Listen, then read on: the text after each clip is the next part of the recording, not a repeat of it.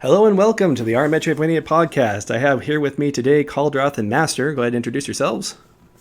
This is Caldrath from the Our Metroidvania Discord and subreddit. This is Master. I'm also from there. And we're trying something a little bit different this week. We're going to do a pre-recorded thing while we kind of talk about this survey that I sent out a couple of weeks ago just for fun. So I actually wrote this survey probably in about a couple of hours. It was like a first draft type thing, and I thought I'd share it with the Our Metroidvania group and also the Metroidvania Review Discord just to see what their reactions were to it and kind of maybe ways that I could improve it. And so I wanted to go through each of the questions and kind of talk about them because I think they're good game design topics to talk about either way. So let's go ahead and get started with that. So the first question was, travel time, not time travel, is always bad. So real quick on this question, I know this question's bad, and I was trying to think of a way to improve it. Let's try and answer the question first, and then what do you guys think that means? I really don't know. So what I took it and I answered it, and I still don't know.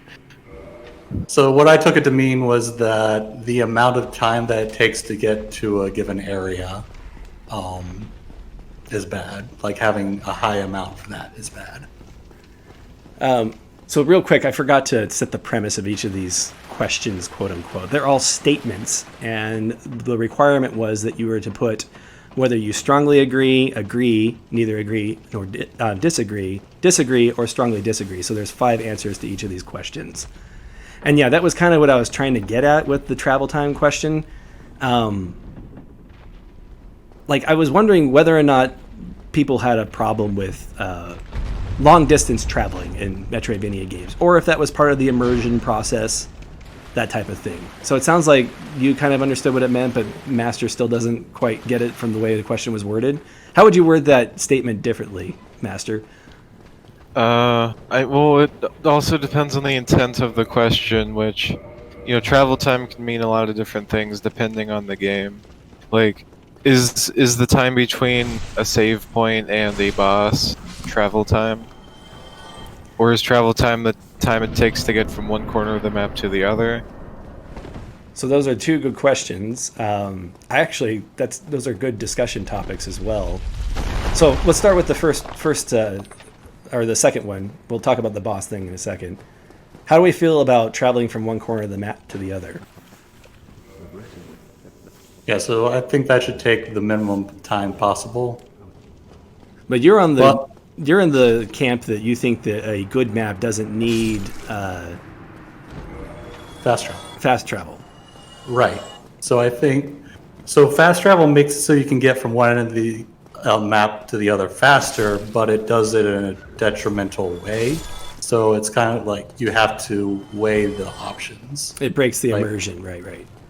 Fast travel isn't always bad, but the way, especially the Castlevania games do it, where they just have, 15 different warp points, spaced out in a grid across the castle, that just kind of...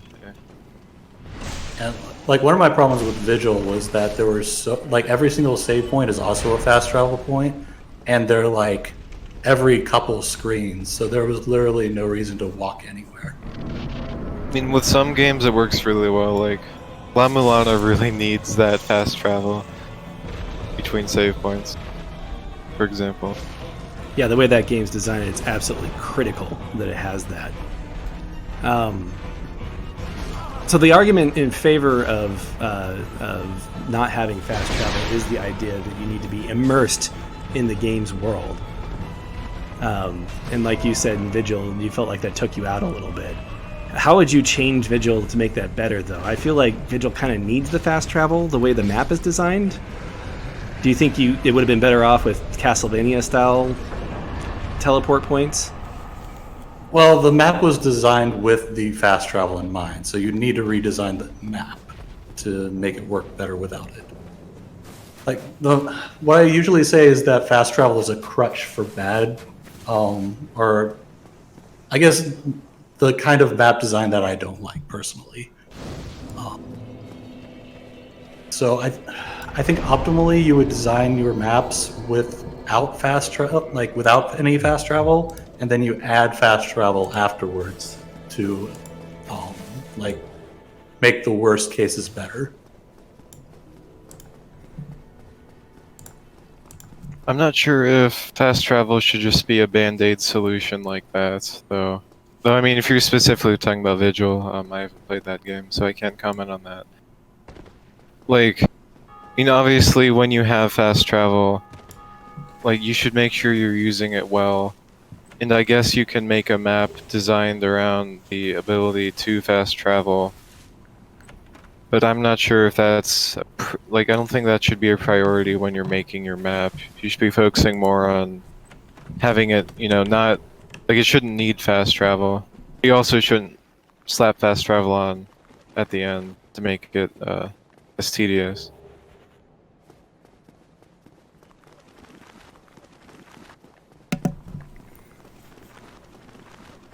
So why is it okay, or why is Super Metroid okay without fast travel? What does it do differently? I think it's just more of an interconnected map than. I mean, elevators sort of count as fast travel. You think so? I guess that's kind of true. This is an argument that I sometimes make for people who say that Metroidvania games should never have levels. Like kind of Super Metroid kind of does with the elevators. I mean, it has screen transitions and then the elevators that kind of break the what do you call it? The form of the world so it doesn't fit perfectly. Very few Metroidvanias actually do the elevator thing. I think more should. It's like you can have elevators and you can implement them in a way so that it's similar to where you would be putting fast travel points. I mean, to do that though, you'd have to have a sort of segmented map or a very vertical map, unless you're making horizontal elevators, I guess. But there are ways to connect points in space that isn't like the teleport that we know. So Salme says that if you can go really fast, you can have a little bit more leeway in the fast travel department. And I think that's in response to Super Metroid. And that's one of the fun things about Super Metroid is backtracking, in my opinion, is actually more fun because you think about ways to speed it up especially with the speed booster ability that you get. Yeah, and usually when you're backtracking, you've acquired a new ability by then. And I think the game kind of pushes you in one direction. I think that is one way that a Metroidvania game can handle the tedium of backtracking is by making it more interesting with the new abilities. I'm a big fan of when Metroidvanias change an area in some way to make traversing it different later. Yeah, either by you forcing it to be different or by the world itself changing. Yeah, you can just have it so that the player having a new ability changes the way you traverse the world. That too.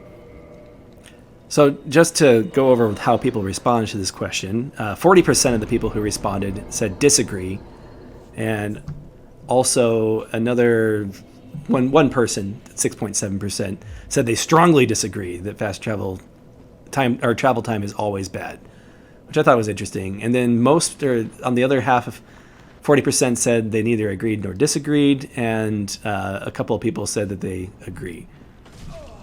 And one person said strongly agree. It's interesting. It seems most people value that aspect of travel time. Yeah, they don't necessarily consider it always bad. No, it is probably the absolute there that they're disagreeing with, and not necessarily the idea of fast travel, which is part of the reason why I think this is kind of a badly worded question.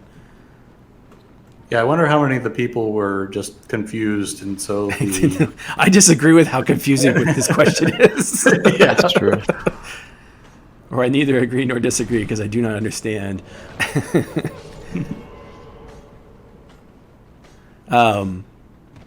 Also, this is one of the ones with 15 responses instead of 16. Yeah, so somebody just didn't answer at all. One person just skipped it. Anyway, I still need to figure out a better way to word that question. I'll probably get rid of the always in there and try and figure out a way of. Maybe I should say travel time makes the world more immersive. And maybe put it towards the positive instead of making it a negative statement. Or maybe there are plenty of surveys to come. Maybe you take the word time out somehow. Like that implies that the amount of time is the issue, not the actual act of traveling. So maybe distance instead of time, or requiring a player to travel a certain distance is part of the immersion of the Metroidvania game. Yeah, I think that might be better. That might be better. How's it going, Atsero? Hello. You know what? I was supposed to change the auto mod so that Atsero would quit being oppressed. I totally forgot. So I apologize. It wasn't intentional repression.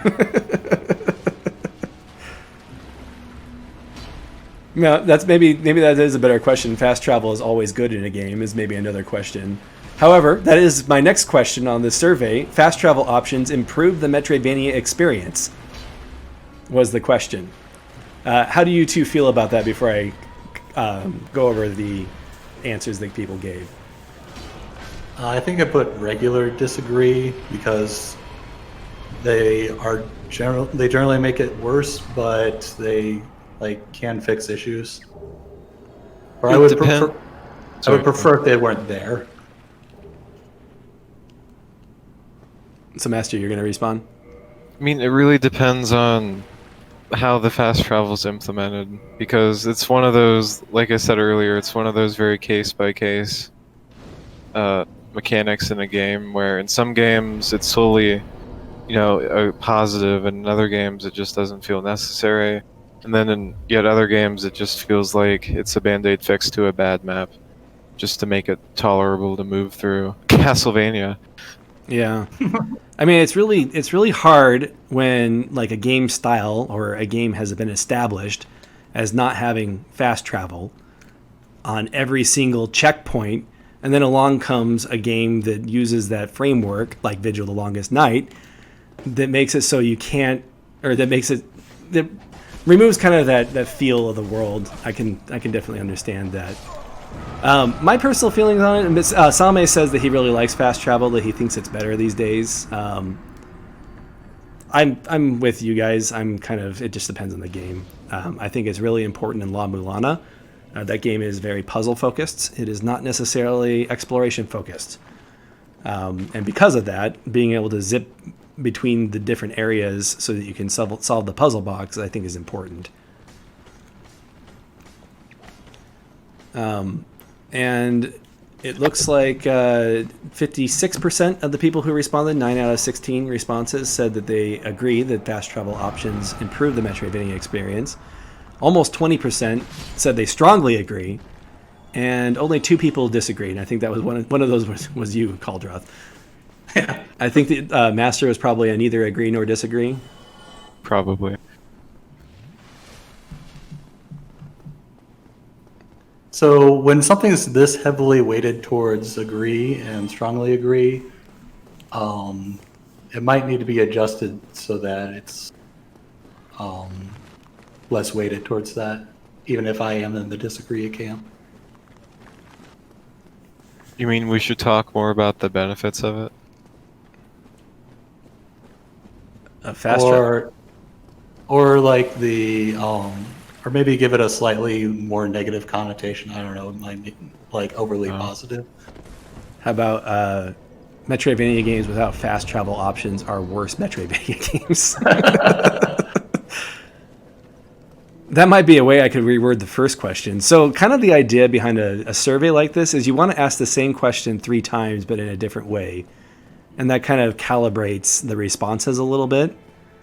So for that reason, my next question was, a good Metroidvania map should not need to cop out by giving you a way to teleport places. Yeah, I guess you could have it so that there's different levels of polarization for your repeating of the question, so you can kind of get like a feel for where in the spectrum somebody is. Right. Yeah. That's kind of the idea by asking a similar question. Interestingly, so 56% of the people agreed that fast travel is better, but only 31% disagreed that a Metroidvania map should not need to cop out by giving you a way to teleport places, basically saying you don't need fast travel. Yeah. I don't know if that confused more people because 30% also neither agreed nor disagreed. So maybe they just didn't understand what I was trying to go there, but how I was trying to go there. Well, I think I'd read the neither agree or disagree more as neutral than confused. Yeah, it's either confused or neutral. I think it's supposed to be neutral, but sometimes I think a person might answer that if they didn't understand the question. I think we should assume that they're neutral votes, though. Okay, well, we'll go ahead and assume that they're neutral then. 20% agreed, which is the same number as the people who strongly agreed with fast travel options improving the experience. Only 2 people strongly disagreed that a Metroidvania map should not cop out by giving you a way to teleport places. So now 9000 says, and hi Now, how's it going? Says if you have to backtrack, fast travel is almost necessary. Respect my my time, is what he says.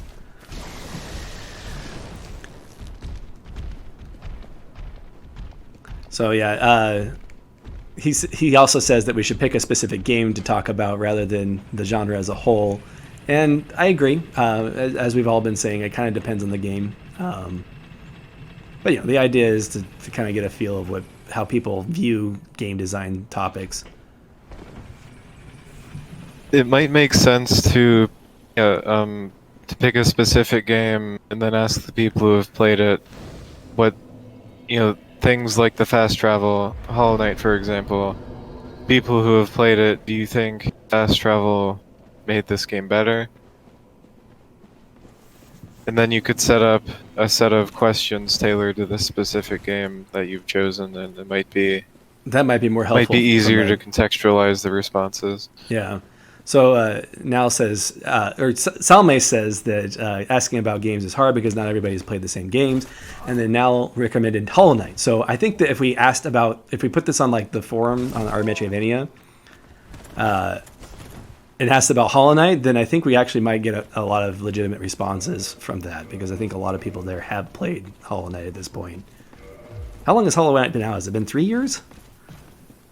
2017, wasn't it? I think it was 2017, so... Yeah, it was early, 4 years. like January, February. How's it going, Retrovania? So, okay, in the context of Hollow Knight, actually, I kind of skipped over a question that Master brought up. How do we feel about travel time towards bosses, like after you die to a boss and you have to walk back? I mean, you shouldn't just be able to instantly retry the boss, but it shouldn't be a slog or anything.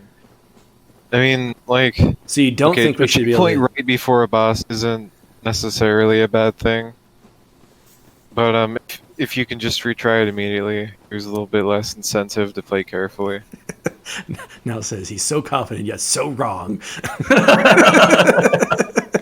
Right. Obviously, though, I lean towards just giving people a free checkpoint that lets them get right back to the boss in 2 seconds, rather than like having to run 30 minutes through an area. I don't remember Circle of the Moon having long walkbacks at Zero. Oh, does that it? one. It does actually. There's that one boss where you have to run past the toughest enemy in the game from your save point. Oh. Then you have to run back past him and hope he doesn't hit you. Are you talking about like that devil guy? Yeah. I guess I just got really good at dodging him.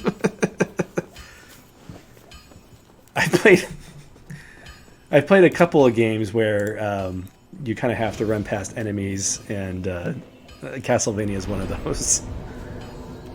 I've gotten pretty good at it, I think. So I guess I just didn't even register as being an issue for that game. Did you have to do it on Dracula? The big problem with Dracula in that game is he just took a long time. Yeah, with games like, I don't know, Salt and Sanctuary, for example, like if you can just instantly retry a boss, you kind of like it's kind of similar to the fast travel thing. Like you're giving the player like you're making it easier on them, and you shouldn't always make it easier on them. Are we getting back to the difficulty in games discussion now? I think it depends on the like, game, as always. to word it without sounding like I'm just trying to make people miserable. So actually, the Hollow Knight devs. So Hollow Knight has that kind of that issue where you have to go back to the boss, and someone asked why do you have to go all the way back to the boss every time you die? And the Hollow Knight devs said something along the lines of they wanted the world to make sense was one of their reasons. That was their final reason that they gave. But they also said consider things like downtime between opportunities, letting you have time to think about your strategy rather than just trying to brute force it, which actually I thought was a really interesting point to make. That's something that I think about when I'm running back to a boss is, okay, this happened, this happened, this happened. If I went right back in, I might be blind to that, but that's hard to say. Yeah, that's exactly what I meant when I said that it makes people play more carefully. So I agree with that statement. Now said that I've always said that going back to the boss is part of the boss, and I still stand by that. Just depending on how the boss is designed. I do agree that there are some situations where it is extremely tedious. There are some games like that Castlevania game that you can get good at running past enemies, and that can be part of the fun. Or if you don't like it, then it can ruin the experience. And let's see. So I think. All right, go ahead. I'm just looking at the comments here. The trip back to the Mantis lore has triggered me. I don't remember that one. I do remember the final boss. That one I had to try again. So the final boss really is memorable to me from Hollow Knight. And brings you back to a place where you can mess with your build. And no, you couldn't change your build on the fly in Hollow Knight. So Salmice, what is it that you didn't agree with? That the walk back is part of the boss, or do you disagree with something that somebody said in the chat?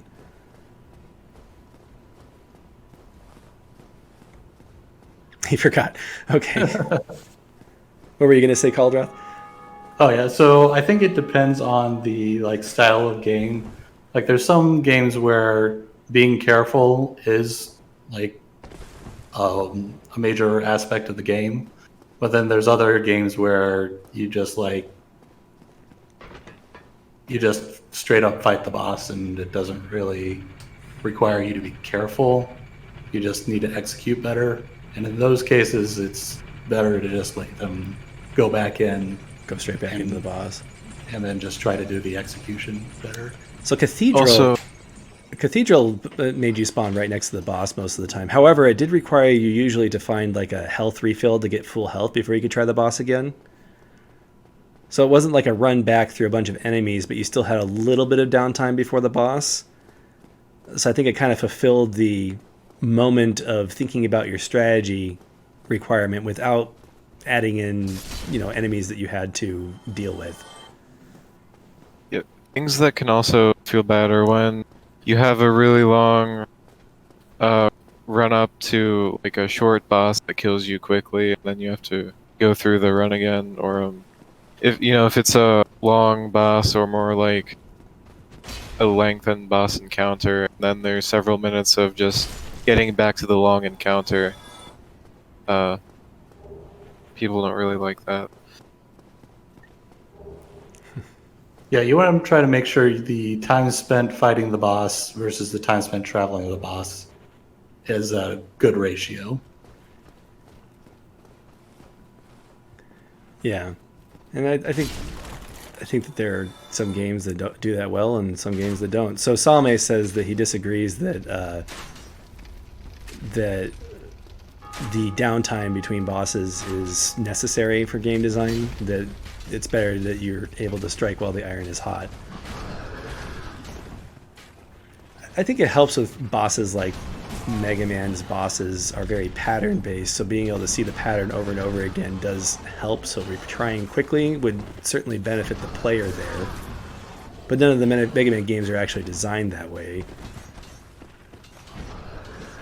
Right, you also have to keep in mind, if a boss is designed to be really hard, and if you're expected to die several times, then by extension you're also expected to go through that run back several times. And if it's a tedious run back, it can be disheartening, because if it's one of those bosses where you have to actually fight them to learn their patterns, not die, you have to die to learn, then it does feel like it's just wasting your time. So that does bring up an interesting question. What is a good run back? What is a good run back length? Or just like, what is a good run back experience? It should be somewhat short, but it should have optimizations that you can make through skill. Yeah, I think that's the main factor, is whether there's optimizations you can make. Yeah. Like I've done speed running, and in games with run backs, you kind of like are effectively speed running the run back. I personally find that part kind of fun, especially if there's risk involved in trying doing things quickly.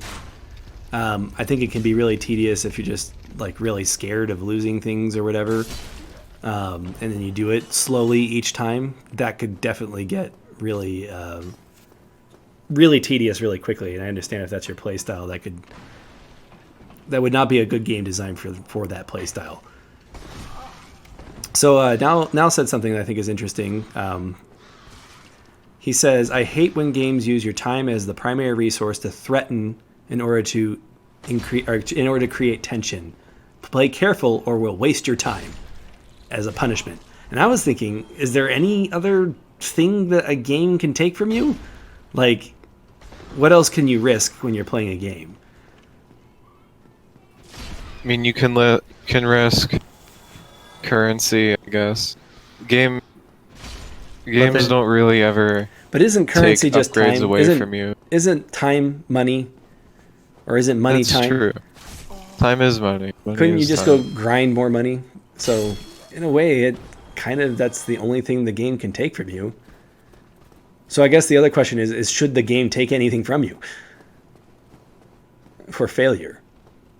I mean, there is the argument that you failing was already a waste of your time, and that you don't need to be further punished by wasting more time. I don't think I have a good answer for that, though. So now suggest maybe offer rewards based on how quickly you can take down a boss. So sort of like a character action game style scoring system. Which, by the way, so this whole time I've been thinking about Monster Sanctuary, because that's what I've been playing for 40 hours the past week. That game has a lot of really interesting designs, and when you die in that game, you actually start basically right outside of the area where you died. And the game saves automatically, which I think is great too. In Pokemon, which is what this game is very similar to, you had to save manually every time. This game just saves automatically. And I think it works for that game because there is no, the strategy is turn-based, so jumping right back in doesn't really have any benefits, arguably.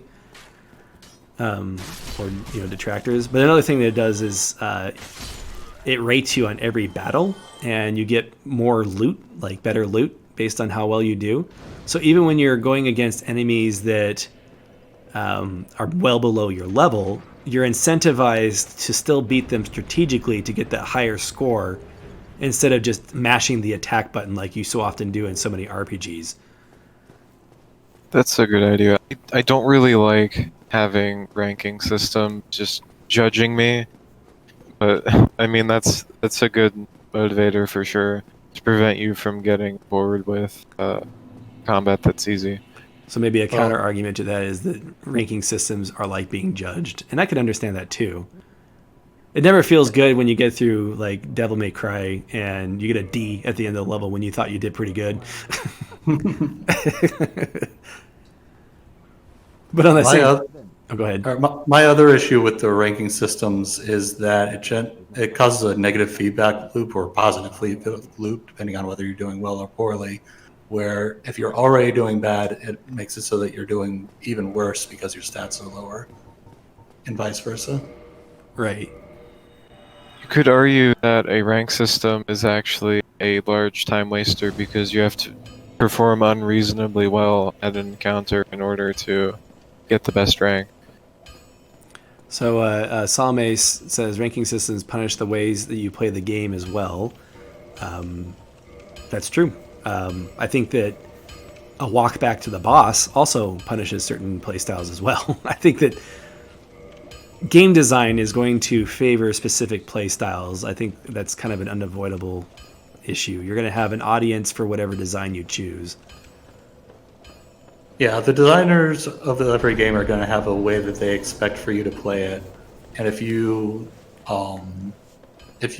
diverge from that, then the difficulty of the game is going to diverge as well. Right, like going through Mario with only 2.5 A presses.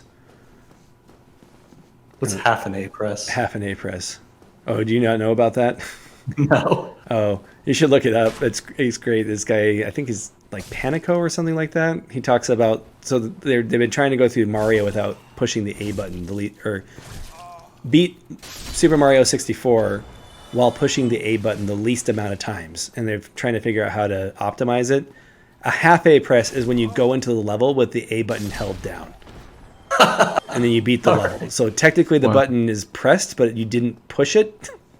So they call that a half press. That's pretty fun. It confuses people, but Okay, at first I thought you meant like the original Super Mario Brothers, and I was super confused how you could get anywhere in that game.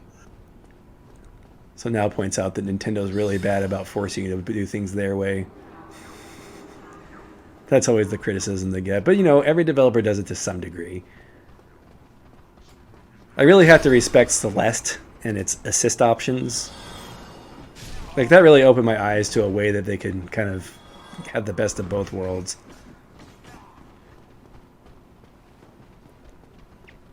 So, any other thoughts on this one, or do you want to move on to the next question? I'm about ready to move on. I think we got a little bit off topic. Tangent. I don't even know if any of the other questions cover what we just went over, so it's fun. Yeah, which one were we even on? Was that the teleport one? Yeah. We were talking about Okay. fast or travel times, and that brought up boss travel. Yeah, okay.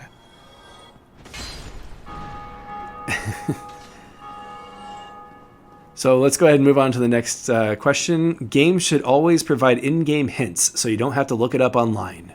What do you guys think? Agree or disagree? Strongly agree? Disagree? No comment. I strongly agree. You strongly agree? I'm in that camp. We were talking about this with La Milana. If a player goes through the guide, you probably messed up somewhere. Okay, you should know everything that you need in a game without looking stuff up, but also what counts as a hint? Like straight up like a guide type of hint? Or is a hint an environmental clue that's just used for people to figure out how to do something in the first place? So just to read some of the comments here. Shovel7 says, if I have to look something up, I won't continue the game. And Etsero says, I'll look it up even if the game does give hints. / picture of Ganondorf laughing.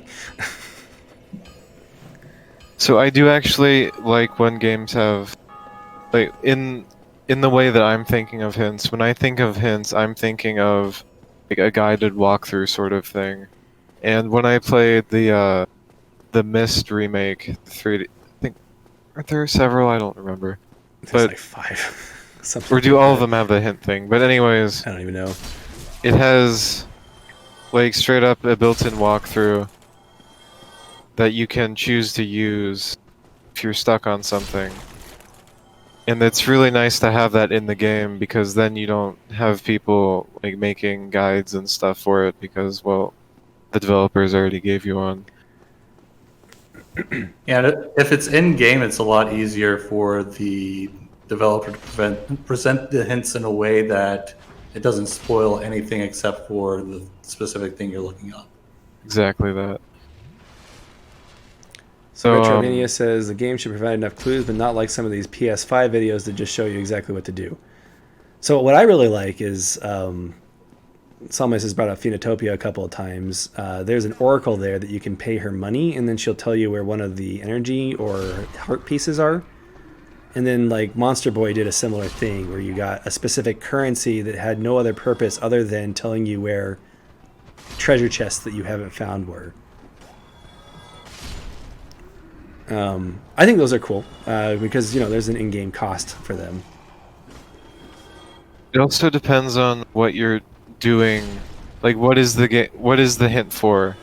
Because if it's a game where it's supposed to have a lot of hidden secrets that you won't discover in one playthrough, but then you use a guide to find all of those secrets in one playthrough, I mean, So like, should that game have had hints for secrets that are meant to be hard to find?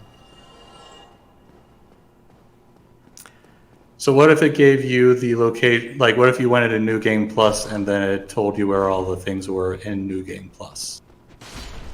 Some games, like, there's sort of a community aspect to discovering things. And if the game told you everything about it, then you would lose some of that. Like, That's big beneficial example for I the can think of right developer. now is the game Noita. It has a ton of secrets that things people haven't even discovered. And there's this huge community, like, exploration-focused effort to figure out new things and updates. I think that's very beneficial for the developer to have it set up that way. I mean, there's other games there's entire communities centered around finding the simplest things, like even from developer trolls that they may have put into the game. From a game design perspective, if you are a developer, it's a good idea to kind of encourage that community. On that same token, though, I do like the idea of purchasing like one or two. Like, it's kind of a gamble. Like, maybe you know where something is. Like maybe you marked it on your map or something like that. But you pay for this hint system anyway, and then it tells you the thing you already know. So it's a risk that there's an in-game risk attached to it. But then I've also played other games where you get an item that just tells you where everything is at the end of the game, and I don't know how to feel about that one. With some games, you're kind of incentivized to 100, especially Metroidvania. It's almost like you're meant to 100% them, and if there's just that last secret you're not able to find, that is pretty annoying. I like what Batbarian did, where once you get around 80% of the gems, you get something that helps you locate the rest of them. Yeah, something like that I think is, and it doesn't even just. The nice thing about Batbarian is it still doesn't tell you exactly where things are. It just gives you a thing that helps you find it.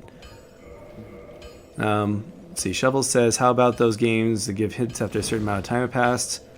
I think I know what he's talking about, like a game like Myst. You use your hint. Did Myst do this? I played adventure games that did this before, where it has a hint button, but it has like a cooldown on it. Like, if you use it, then you have to wait like a full day in real time in order to use it again. I don't remember what system Myst had. I don't like when games just offer me things when I don't ask for them. I'd rather just not. So now says that he doesn't like accepting those those kind of hints because they feel condescending. They do. Yeah. Yeah, and like Tomb Raider, and I think Uncharted did this too, where it just like pretty much outright tells you the solution to the puzzle if you wait long enough. Shovels just mentioned Tomb Raider, and Star Wars Jedi Fallen Order does the same thing where your robot's like, "You want a hint?" I'm like, "Shut up, robot." But it asks you if you want the hint, right? Yeah. There's a big difference It does between ask it just immediately telling you the solution and it asking you for it.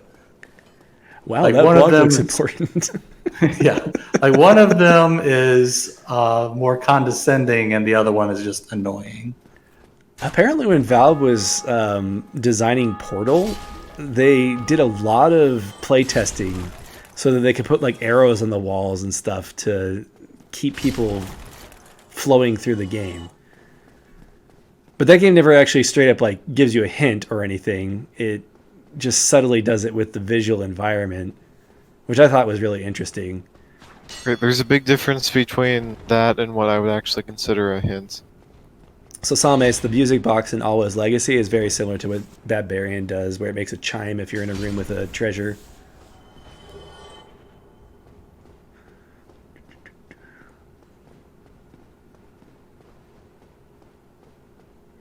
Yeah, Half-Life. So Nal says if you're in Half-Life, if you're stuck, look for Gello. And you know, it's funny about that kind of design is you kind of subconsciously learn that without the game ever telling you, and I think that's kind of neat.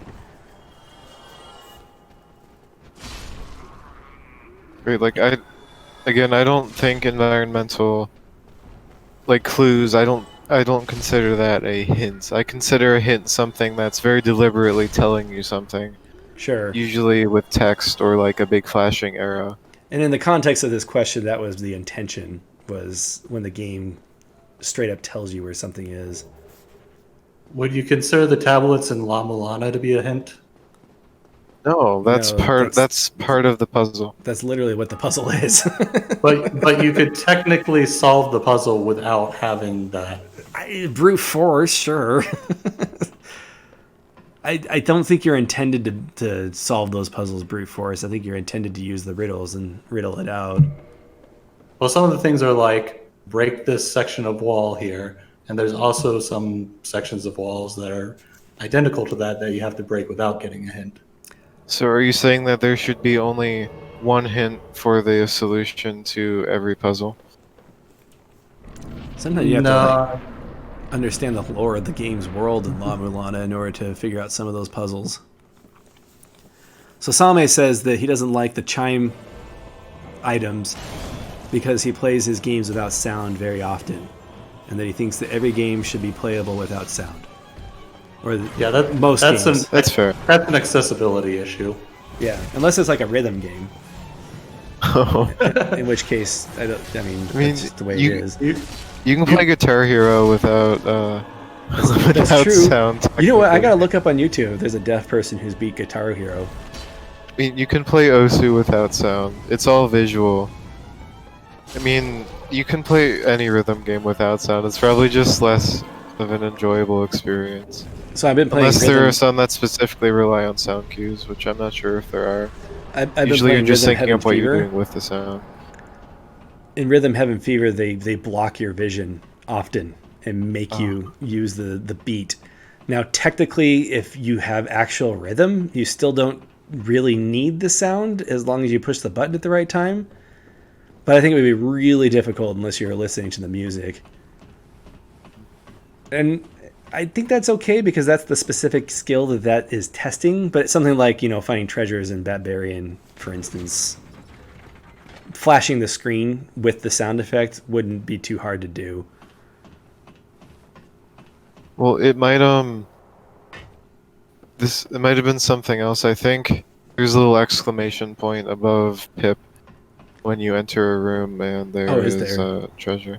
There is a visual cue. Well, good for them. That makes sense. They did so many other things,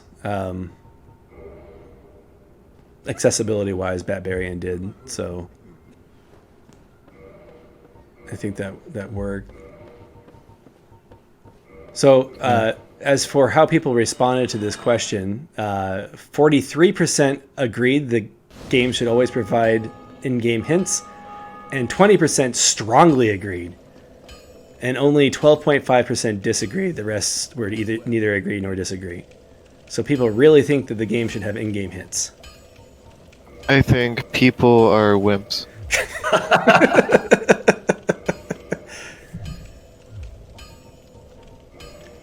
All right, so the next question is, it's bad when a game holds your hand too much.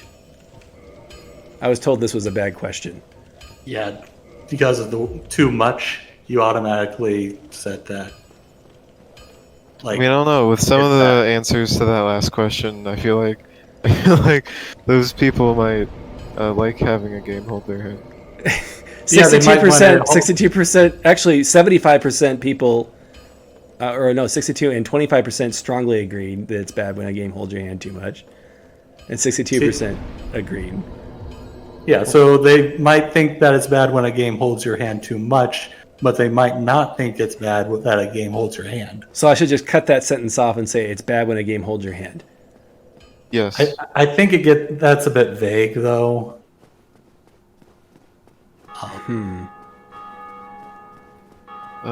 There is a science behind polls. Everyone who makes them usually has an agenda, anyways. Well, Professor's anti-hand holding agenda. I have heard through osmosis some of those poll making policies. I did not study any of them before making this. I literally wrote this up in a couple of hours. So,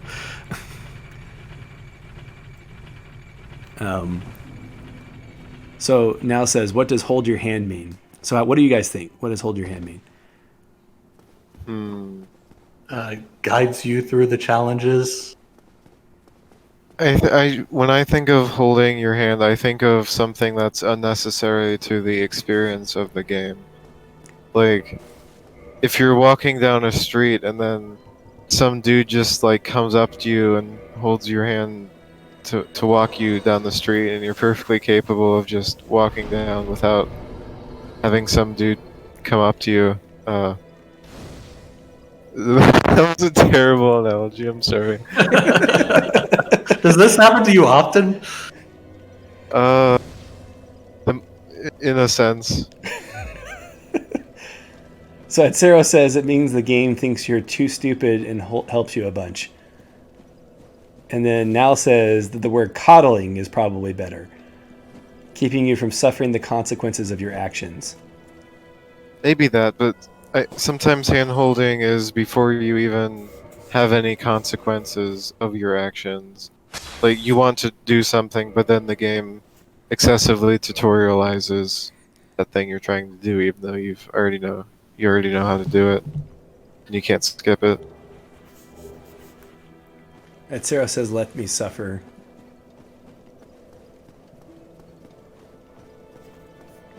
So I think this is another question of how difficulty works in games. Like, if you make something extremely difficult, but then you add something else into the game that makes it way easier than it would normally be, would that be like a hand-holding instance? I think that's what it really boils down to is, so it's like what I say about when a game is too long or too short. It's not the amount of time that the game takes that they're complaining about. It's that does the game reach a point of satisfaction, and does the game extend far beyond when it reaches that point of satisfaction? That is the definition of too long and too short for me. Hand-holding is defined as, does the game pander to you? Or does it feel like the game is pandering to you or looking down on you? Like the hint system thing that we mentioned in Tomb Raider. See, the thing is, games can offer these systems that help out the player, but they can do it in subtle ways, so the player doesn't feel like their hand is being held, even if it actually is. And I think that's an important distinction to make. So is there a way we could phrase this question? Like hand-holding seems to just always have a negative connotation to it. Right. Well, this is a rewording of the previous question, which was the game should always provide in-game hints. I was trying to do a more negative spin on it to see how people would react to it. Interesting how people reacted oppositely. How about a game should not allow you to become frustrated? I don't know. That might be too broad and not focused enough on the question we're trying to ask. That'll come up later. We should probably try to move on to the next question before we get too involved. Okay. Because sometimes we already answer upcoming questions. So now suggest, does a game need mechanisms to soften the challenge? That might be a little bit too complex of a question. But let's go ahead and move on to the next question as Master suggests. Every Metroidvania game should guide the player in some way, either intuitively or directly. So maybe this is the better way to, to word that question. Yes, of course. How can you have a game without some form of guidance? Like, even just seeing that you can go right and then walking right is a form of guidance to the player. You'd have to have a really bad game to not have any sort of guidance. So most people agree with this one. 25% strongly agreed, 62.5 agreed. But there were 2 people that said neither agree nor disagree. Was that either of you 2? You just, obviously not you, Master, because you just said obviously yes. Yeah, so I put agree on this one. I think I might have put strongly agree. So I neither agree nor disagree with this one. And the reason why is because I think that some games that finding out what you're supposed to do is the point. Prime example, Brain World. Yeah. Like every single question we've had so far, it depends on your personal interpretation of the question, of what you answer. Sure. Now, I say that, but Rain World does have in-game hints that it does guide you in some way. So it's probably not the best example of what I'm trying to say, but it does. It is a lot less than other games. And let's see. Right, and that goes into the like, is it bad when a game guides you too much? Like, people are disagreeing with the absolute part of the question, but they're not disagreeing with the general idea. Sure. With a lot of these questions. I think that happens a lot, yeah. So would you say that the entire point of a open world game, though, is that it doesn't guide the player? So if you had like a more open world style Metroidvania, then it wouldn't want to guide them? Yeah. Depends on the game.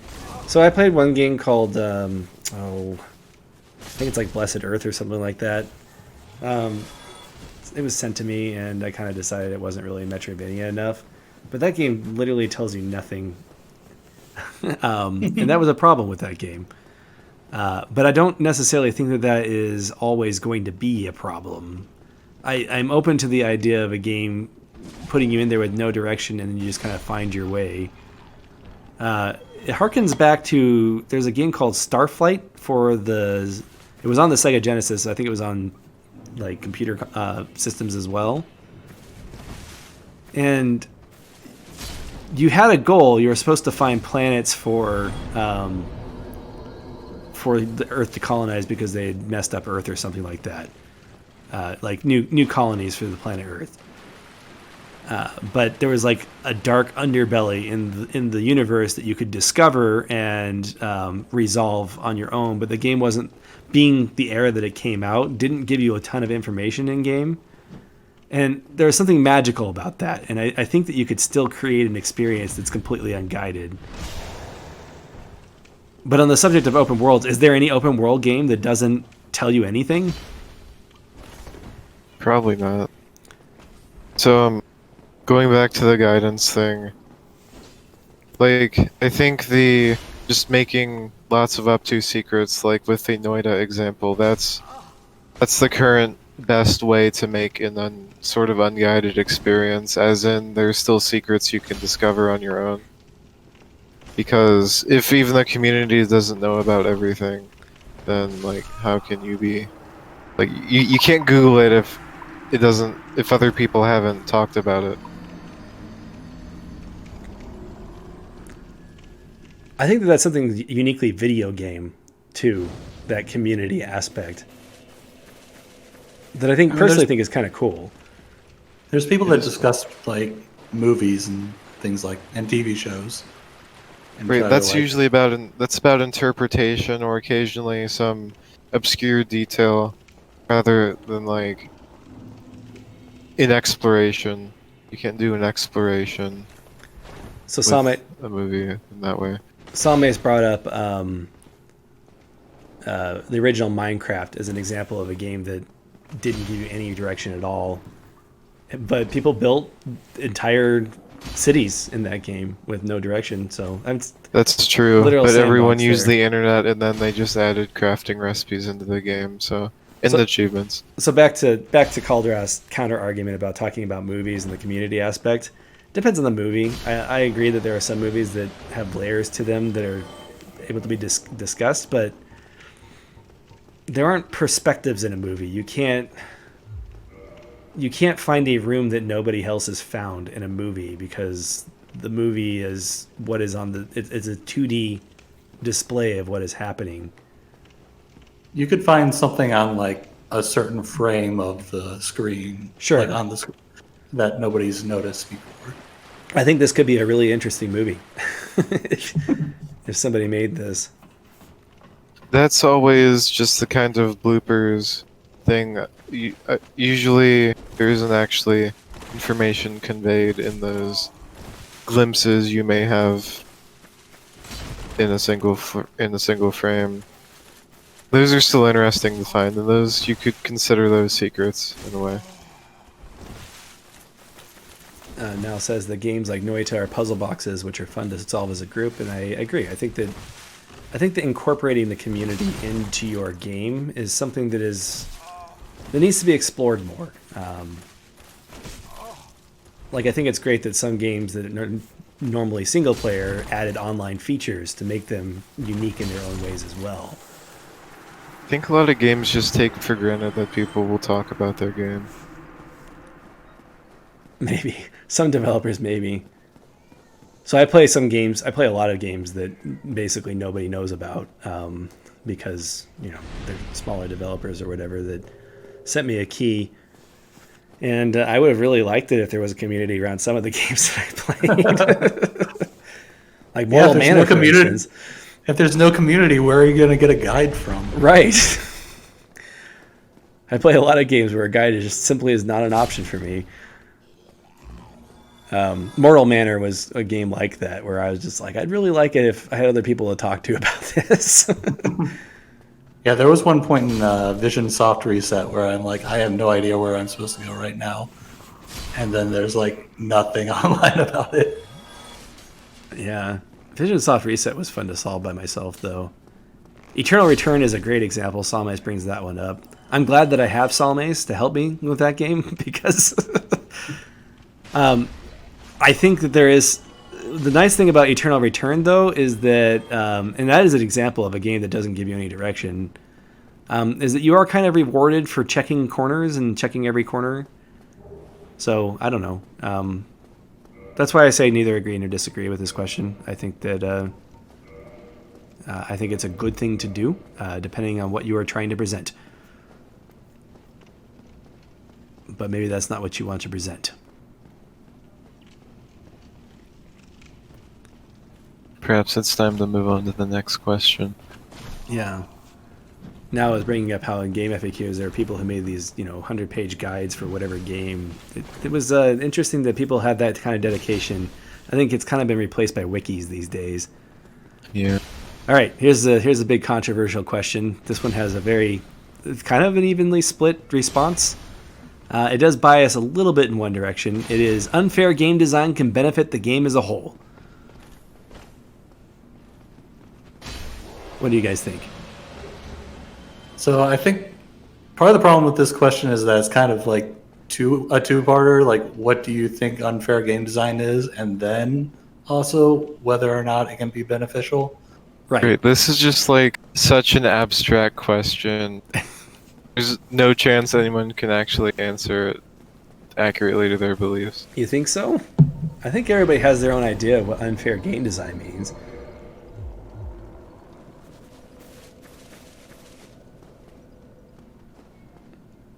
I'm going to bring up Brain World again. Yeah. I think that game is wholly unfair, and I think it's meant to be that way. See, in that specific sense, I agree with the question. And the question is just, can it, not does it always. Yes. But people don't always read it that way. Sure. Yeah, like in my case, I have a very specific definition of what unfair difficulty is. And Right. so I can say, okay, there are times when you've implemented that and it's fine for the type of game you have. So Shovels brings up when a treasure chest eats you. I can't think of too many games that do that, but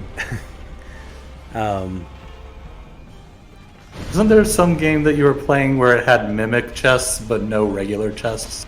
oh gosh, what game was that? Oh. I'm trying to think. You're reminding me of that, but I'm trying to remember which game that was, where every chest was basically a mimic. Bring up Batbarian again. It had a mimic, but it was like, maybe it's a spoiler to talk about it. I don't even remember the mimic in Barbarian. It's not an enemy. It's just this little like mini upgrade / companion thing you acquire. Yeah, no, I remember that. I don't know. Is that a spoiler? That was clever. A little bit. It was clever. Yeah, that was really clever. I don't know. Is that a spoiler? I think it's funny. You open the chest and it's a mimic and it's like, I'll join you. I'm like, that's awesome. Yeah, I like how in Neo you can do emotes with some of the more friendly yokai and they will be friendly back to you. Appreciate that. That's interesting. That's only in the second game? It's in both.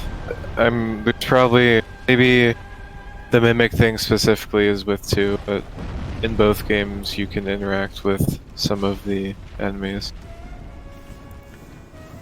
So anyway, 25% of the people agreed with this question. It was split 50-50, 12.5 between strongly agree and agree. And then 20% said that they neither agree nor disagree. And then the majority said they either disagreed or strongly disagreed that unfair game design can benefit a game. And I don't know. I think years back I probably would have said I disagree with this, that unfair game design should be always avoided. But then I played some games that were unfair that I thought that the unfairness helped. So Rain World being the quick and easy example to that. I think my go-to example is I Want to Be the Guy. Yeah, I still haven't played that game. I really should. I mean, it has a Castlevania reference. I have to. It's a Metroidvania, right? Yeah. Wow. You can even backtrack through the map. Can you? I didn't even know that. Yep.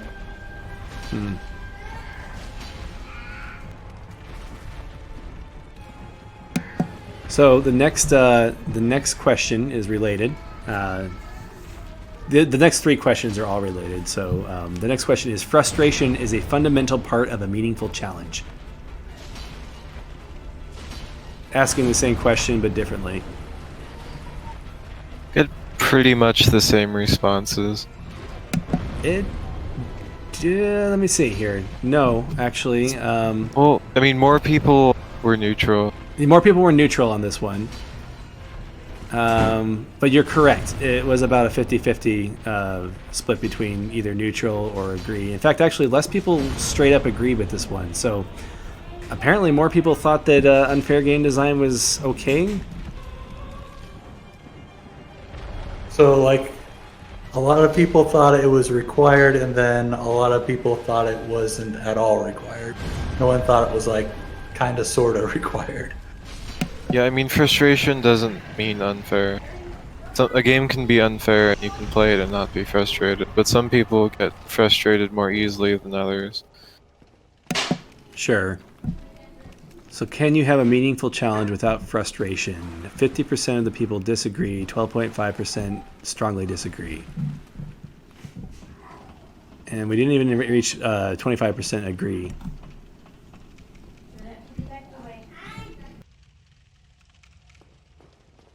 Yeah, a lot of people have that strong negative reaction to the word frustrating. Yeah, I think that's what some people are looking for in their challenges is frustration, and then the removal of that frustration. Yeah, I think that's relief the attention. question. For sure, where if it was reworded, people would respond differently. What if I asked, tension is a fundamental part of a meaningful challenge? Oh, you would get, I think you would get a lot more different responses with that tension instead of frustration. Even though in the context they mean about a similar thing. Okay, so now brings up Space Chem and says it was bonkers challenging, but to him it was at least never frustrating. So you played Space Chem, Master. Have you been ever frustrated by that game? I mean, it depends on what your definition of frustrated is. I kind of want to Google it actually, Google. Okay, because let's I look don't at know the if to say definition if of I was frustrated. frustrated or not. We should just have a wiki dictionary on mean, this there were- quiz. There were I haven't finished Space Chem yet. I'm close to the end though, and the puzzle I'm on, it's so hard. I guess you could say it's frustrating. But wait, Master, are you looking up a guide on what frustration means? No, I haven't. I will now. You're supposed to just try a bunch of definitions until one sticks. Okay, the Just like- feeling of being upset or annoyed. I mean, Space Chem is pretty upsetting. So, like, there are some boss fights that I played where I've beaten it on the first try, but I still felt like I was sufficiently challenged. So now saying that tension is not necessary, and I actually completely agree with that. The tension is not necessary part of the meaningful challenge, because some challenges aren't about tension. Like Space Chem, there's never any tension. Like you're never gonna like explode if you don't get the thing right, right? I don't know. I've never played the game. Do you explode in that game? Well, no. Maybe a little sometime. But there's not pressure or anything on you, really, besides what you put upon yourself. This is super off topic because it's specifically about Space Chem. Now, do you remember pseudoethylene? I believe that's the level I'm on. Okay, so now does that sound familiar to you? Pseudoethylene? I can't remember if I played Space Chem. I played another one. It was also a chemistry game, but I don't think it was Space Chem. Monster Sanctuary is turn-based, but it definitely has high tension. There's been a couple times I'm like, don't crit, don't crit, don't crit. Was the chemistry game that Sokoban one? No, it wasn't Sokobond. It was made by the same people as Space Chem, I think. It was Magnum Opus, I think. Is that the name of it? Oh yeah. Yeah. I guess that's not necessarily chemistry per se, but That's you put things not together. chemistry, that's alchemy. Those are the same thing. One's just magical. From what you've told me about Space Chem, it's apparently alchemy too, because I was like, you were showing me a puzzle, and I'm like, oh yeah, it would be like these chemicals, and you're like, oh, that's not how the game works. Yeah, I'm pretty sure it's by the same people, Opus Magnum. Yeah. I made a commitment to finish Space Chem before, so I started a bunch of these electronics games, and I didn't get super far in many of them. I didn't finish any. So I thought, hey, I will finish Space Chem before I start another electronics game. Now I have like 3 of them I haven't even played because it's taken me that long to like beat the game.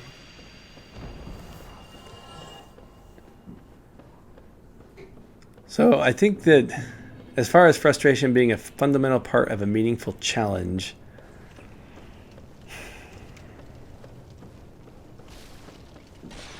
So for that Gleamlight boss, would you say that was a fight with frustration but not tension? there's definitely tension there.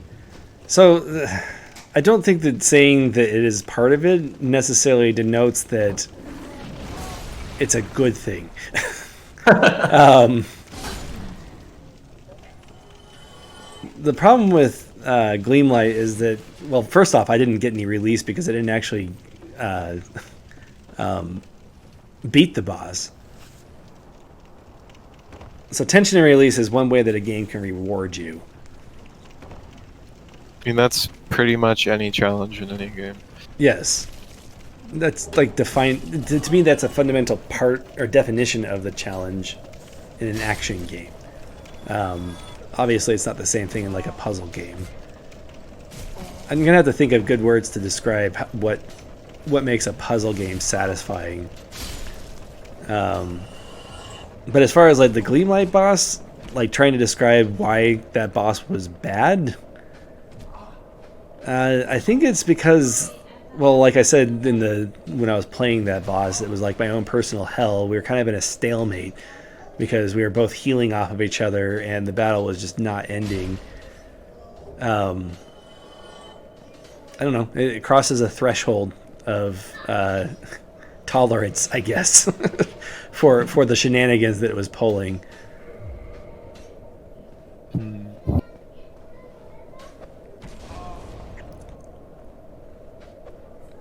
Frustration would be Space Cam not being on an iPad anymore. So now I was pointing out that frustration and tension are not the same thing. Not getting the drop at the end of a raid in an MMORPG is like frustration with no tension. I don't know. There's kind of tension. Like, that's part of what makes it a dopamine rush, is that there's, please, I want to get this drop. Please, I want to get this drop. I would define that as tension before the drop happens. I'd agree with that. So I would make the argument that that's technically frustration and tension.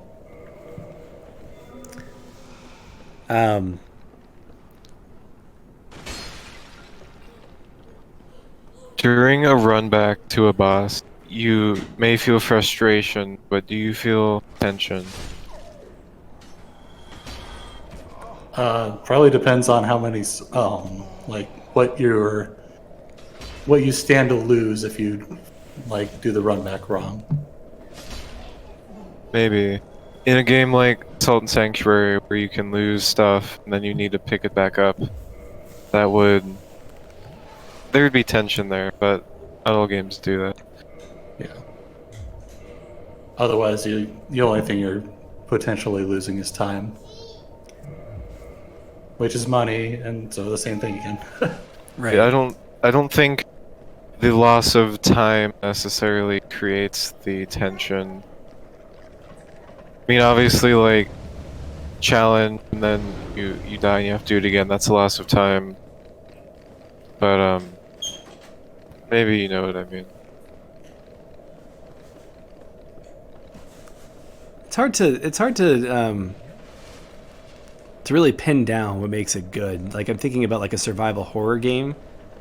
If you didn't have that time loss, or the loss of progress, then you wouldn't really have anything to be scared of. And the idea that I sympathize with the idea that a game shouldn't waste your time, but at the same time, I don't know what else it can like put on the table to raise the stakes. Yeah, even like permadeath in a roguelike, that is just you losing time. So Nal and I had talked about this before. Yeah. Like he just barely noted in the final boss of Hollow Knight, who we're not going to spoil, even though it's right on the screen. He's like, oh gosh, I have to travel all the way back there and fight the boss again in order to get to the final boss. Actual stakes. And Sarah says there should be actual stakes in a game, like meat. Wasn't there some game that you only got one opportunity to play it, and then if you died, then it deleted itself, and then you couldn't download it again? Hellblade was billed that way, but it was a lie. Well, Hellblade was just billed as permadeath. Okay. Yeah. But yeah, spoiler. I think them saying that kind of paid off.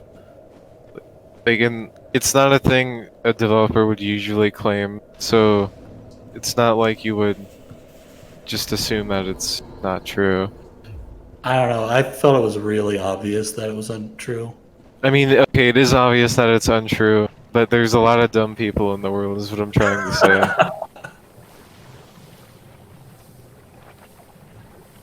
say. So, you're talking... Actually, before we get to the next question, I need to argue with Cauldrith. You said that dying in a roguelike only loses your time. I disagree, because a lot of roguelikes, you may grow attached to your specific character in the unique situation your character is in. Now, this wouldn't work with a game like Dead Cells, where you're just playing one character doing pretty much the same run. But with a more traditional roguelike, maybe you're a completely different character with maybe a unique combination of traits that you can't just instantly get again. But you can eventually get it again if you roll enough times. Yeah, it always comes back to time. You get a specifically ruled weapon, and it has a specific name that you really like, and then you die in this game, and you lose this weapon, and you'll never get it again. Most likely, That is an emotional loss. I mean, it's effectively gone forever, but technically, if you roll enough times, you can get it. That's a dumb argument. I'm just gonna say it. It is very statistically unlikely that that's going to happen. So I can definitely understand that. Yeah. Okay, so anyways, next question before you continue this argument. So this is another twist in the same question that I've been asking. Metroidvania games are about relaxation. Agree, disagree, neither agree nor disagree. this was a really interesting split. Probably one of the more interesting splits in the responses. So I would say, I mean, any video game should be relaxing to an extent. You think so? You should enjoy playing a game, but it shouldn't only be relaxing. Yeah, a game doesn't have to be relaxing to be enjoyable.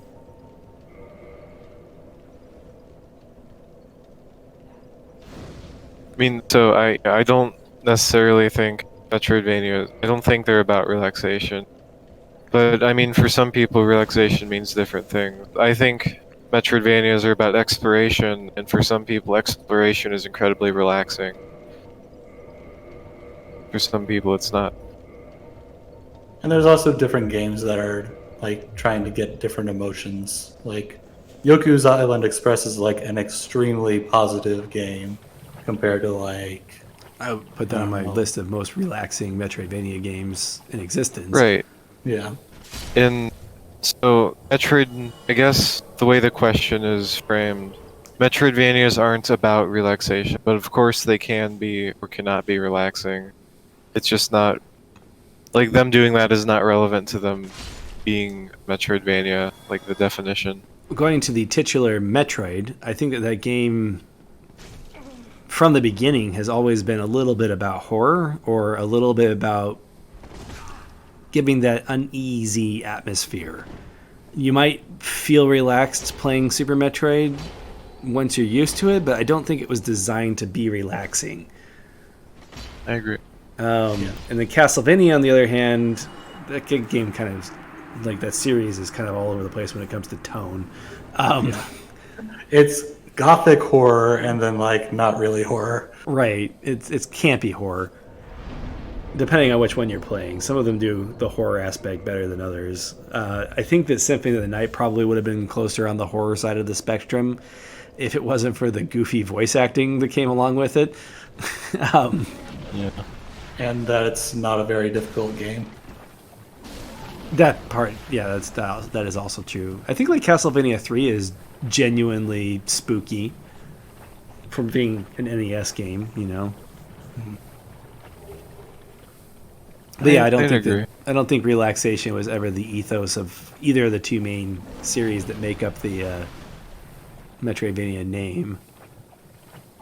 Actually, because they're both like horror games of some sort, does that mean that horror is part of Metroidvania now? Oh, it must be. That must be how it has to be. Yoku's Island Express is no longer a Metroidvania. Forget the fact that it's also a pinball game. That's not the disqualifying part. So yeah, by the way, we need a buzzer or something for whenever we start talking about a question we haven't gotten to yet. Unironically, next time we do this. Etzero was like, don't talk smack about Symphony of the Night's voice acting. I agree. Okay. So they redid the voice acting for the PSP version and also now the PS4 version, and I like both. I think that the new voice acting is more genuine, and I think it has its merits. But the campiness of the original voice acting, I mean, you can't ignore how great it is. But is it as good as the original Resident Evil? No, Resident Evil 1 has the best voice acting in all existence. There's just like, with sometimes campiness is bad. Obviously, a lot of times it can be forced, and then it's not good. But then some games just are perfectly terrible to be more enjoyable than an actual quality experience. Resident Evil has always been like that B movie style, literal B movie in the case of the first game.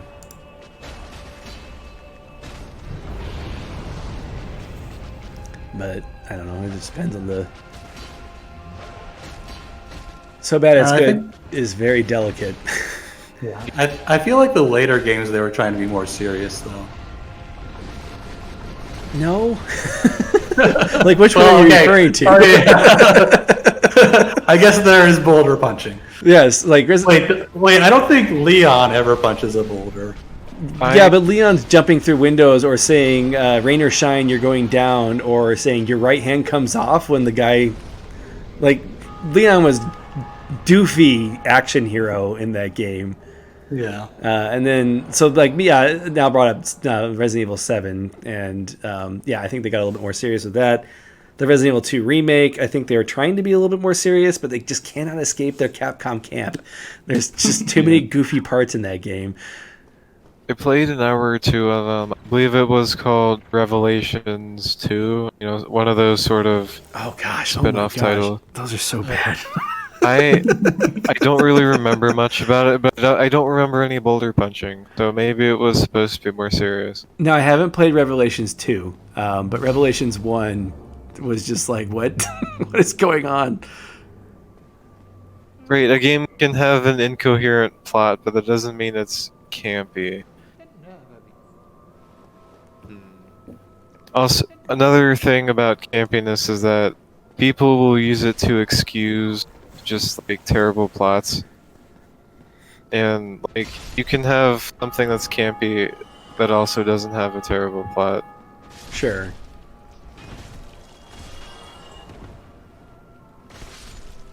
Speaking of plots, that's the next question. Yeah, that was a segue. Did you like it? Perfect segue. Story or narrative is a very important aspect of any game.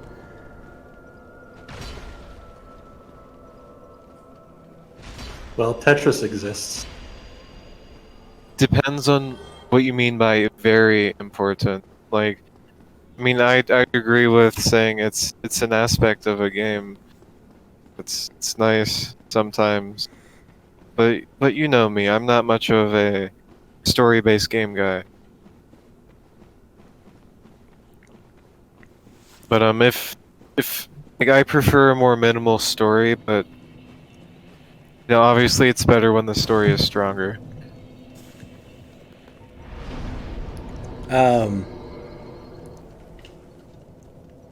My thought is talked about this. Tetris is. Yep, we've done entire streams on this subject. Yeah, we've talked about like, what story means, what narrative means, what plot means before. I don't know if we need to have another hour-long conversation about that. So, a lot of people disagreed with this, which is interesting. Yeah, it was 43% disagreed, 20% agreed, and 12.5% strongly agreed. There was actually more strongly agrees than there were strongly disagrees on this one. It's actually it's either 50-50 either on the fence or agree. So I don't know. Yeah, with this question, I'd probably answer differently just depending on my mood, because like it's another question. It's kind of interpretive, I guess. I mean, everything's subjective, whatever, except for objective frameworks, of course. Everything's subjective except for the things that are objective. Like, right, if the story is going to be in a game and it's going to be prominent, it better be a good story.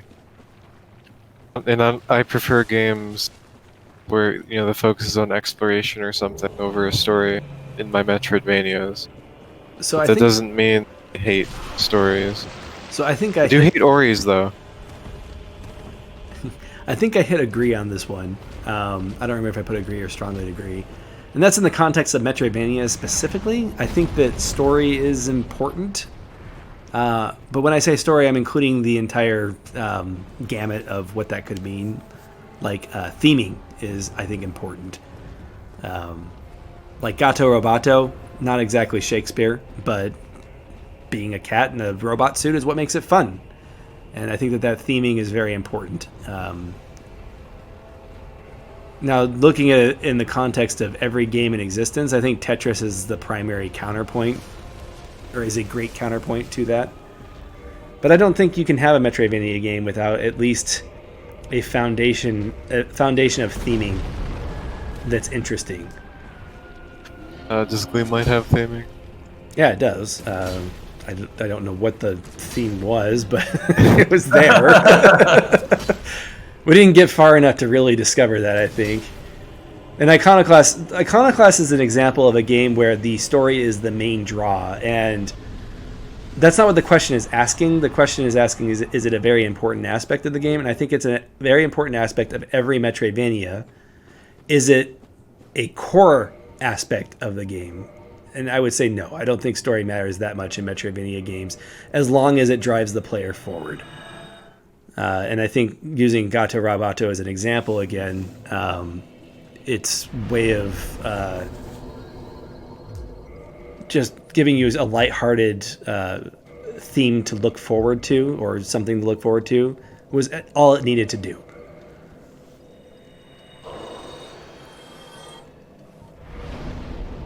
And yeah, Salmes doesn't like Iconoclasts.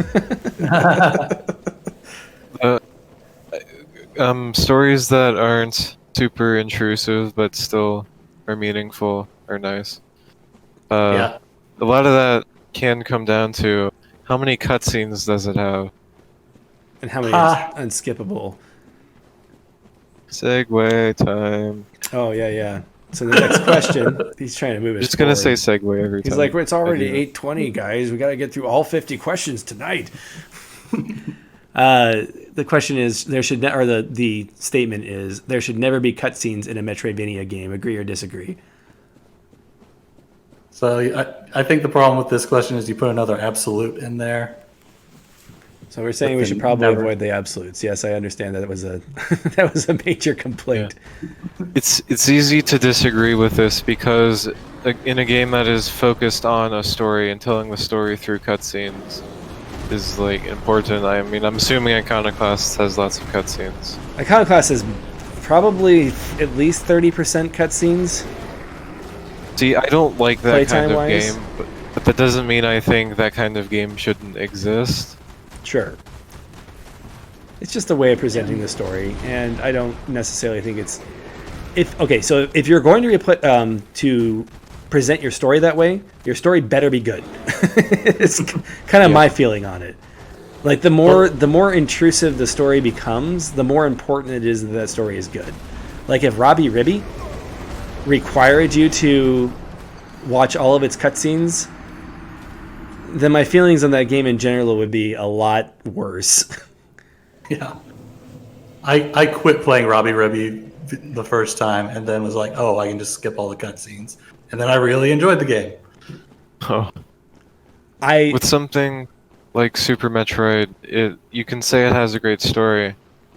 And, it's a very simple story that doesn't get in the way of what you're doing. The thing is, though, there are cutscenes in Super Metroid. I actually think that Super Metroid has one of the best stories in the Metroidvania world. Or in the Metroidvania genre. Do intro scenes count as cutscenes? I don't think they should. I think in introduction... Does the credit sequence count as a cutscene? Be good. Yeah. So I think part of the thing is that beginning and ending cutscenes should be treated differently than cutscenes that are in the middle of the game. And this question doesn't address that at all. So on the subject of Robbie Ribby, I actually started enjoying the cutscenes, ironically. It hurt my brain. But I feel like it opened up a hole into the universe, something I never witnessed before, I think this sounds like Stockholm Syndrome. That might be the case.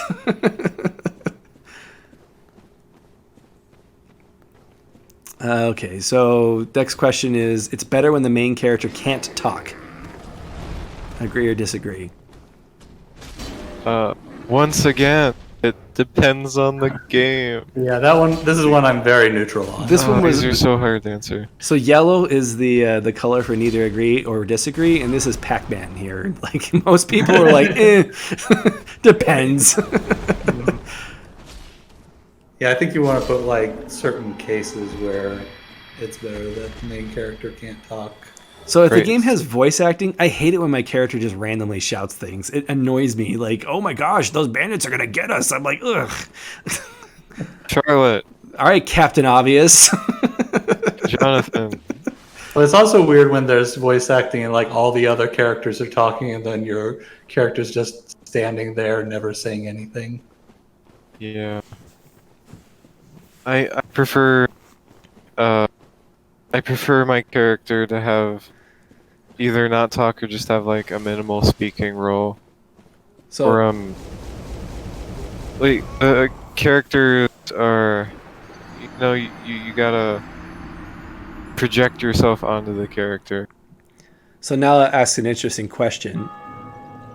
What has I'm going to kind of rephrase this question a little bit. What enables you to tell a better story? When your character can talk or when your character can't talk? Like either one of them is the better story, or you're asking. Like, which one What? is the better tool for telling a story? Like when your main character can talk or when your main character can't talk? Example, Iconoclasts, the main character is silent for the entire game. And then we'll take Barbarian. The main character can talk and you can choose what he says. Or she, I depending think on who you pick. the talking. So when you're looking for that kind of narrative, it's better that your character, like you're not playing as the player, you're playing as a character, and it's important to have that character actually, be a character. Yeah, I think it's a big difference of whether the main character is supposed to be a proxy for the player or not. So who's played Iconoclast? Have either of you played Iconoclast yet? No, I played the beginning of it and then got sick of the dialogue. Okay, you mentioned that you don't like it when games have all those cutscenes, so I can understand that. So my thought is that it depends on what your game's focus is on. So I don't think Robin is a stand-in for the player in Iconoclasts. She clearly has a background. You kind of learn more about her as you play the game, even though she doesn't say anything. The advantage of her being silent in that game is it allows the supporting cast to shine more. I think when your main character can talk, they kind of become the center of attention, especially since you're with them all the time. So adding that restriction of not allowing your main character to talk allows the Iconoclast developer to make the game focused on the world outside of Robin as much as it was on Robin. interesting. And then, of course, I do also agree that if you want to make the game be a shell for the player, making them silent is one way to do that. I just don't think that that's always going to be a benefit of having a silent protagonist. I mean, with some games, like, take Duke Nukem versus, I don't know, Doom. Duke Nukem is an incredibly obnoxious character, and I won't play the game because he's in it. But in another shooter, like, you're just a voiceless protagonist. Like, those are the situations in which it's better to just not have your character be a character most of the time. Because having any character means that people, like, if people don't like the character, they won't want to play the game. So first person games, I think, benefit from the silent protagonist a little bit more. But then you also have Booker DeWitt in BioShock Infinite, and I don't think that game would work unless, like, I think there was a lot of metaphor going on with that design that you were Booker through his eyes, first person, but you also heard his voice speaking when he spoke, and I think that from a storytelling perspective, it did some interesting things. I agree. Yeah. Bioshock, the series, is kind of a unique case. So I think this question could be dropped from the test entirely because I think it's kind of it depends. It's like a super depends question, Yeah. and I think most people agree with that. I still feel like obviously we should move on. I don't like when I don't have an hour to just fully explain my position. I don't want people assuming things about me.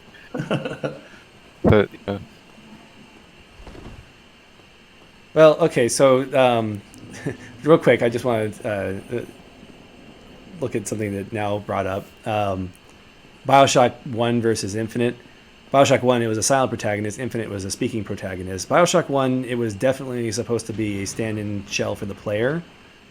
But Bioshock Infinite was literally about identity. And I think that having that dichotomy in the identity actually really helped the way the story was told. So it's really interesting to kind of study both games. BioShock 1 would have been worse for sure if you could talk, and that's like a narrative heavy game, which is interesting. Yeah. Just because of the specific things that game does. So there are advantages and disadvantages to either option, I think. But I thought it was interesting to see if anybody would, had any strong feelings about that, and it turns out that most people don't. The largest, actual feelings that people had was disagreeing with it. That it's better when a main character can talk. I can kind of understand that. One of the reasons why I asked that question was the other M problem, where people were like, "Oh, Samus should never talk," and I don't agree with that personally. I just don't think she should have talked the way she did. There's a difference there. Well, there's also a difference of a character that was always silent becoming, starting to talk, and vice versa. That's she the talked in problem Super when you try to Metroid. characterize someone more. Or she talked at the beginning of Super Metroid. It was very obvious that the developer or the writer and director behind Samus wanted her to talk more because the more games he made, the more he made her talk. And I don't necessarily think it was a bad direction for it to go. It just turns out the other end did everything wrong. Well, so they may have done a lot wrong, but because Samus was basically silent for so many games, people had their own idea of who Samus was. And there's nothing they could have done that would have lived up to everyone's expectations of who Samus was. So that's the problem, and that's what, when games do that, I guess it's one of those things where they make a sequel to a game, and then they try to make the game interesting by expanding the character of the protagonist. But in reality, that just makes people angry when it's like a silent protagonist. So I think in the case of Samus, it was you had the Metroid Prime series where she was most definitely a silent protagonist throughout that whole thing, and that kind of gave her an identity that people had been used to at that point. So what is his name? I want to say Sakamoto, but I think that's wrong. It could be right. The person behind Super Metroid Fusion and Other M. When they brought back his version of Samus, people had already had an idea of who Samus was from the Prime series, which was technically kind of non-canon. So no, it's interesting. Now is saying that if a character wasn't previously speaking, then they shouldn't start to speak. But like I said, in Super Metroid, she opens the game with kind of her journaling or whatever it was about her experience. So I don't know. I do like when games have characters journal in that way, and like what Shovels just said in chat, in the Metro game, at least I only played the first two, not the newest one. On the loading screens, your character narrates like the point in the story with kind of their journal, and it's interesting because they don't speak in the game. I think they did that pretty well.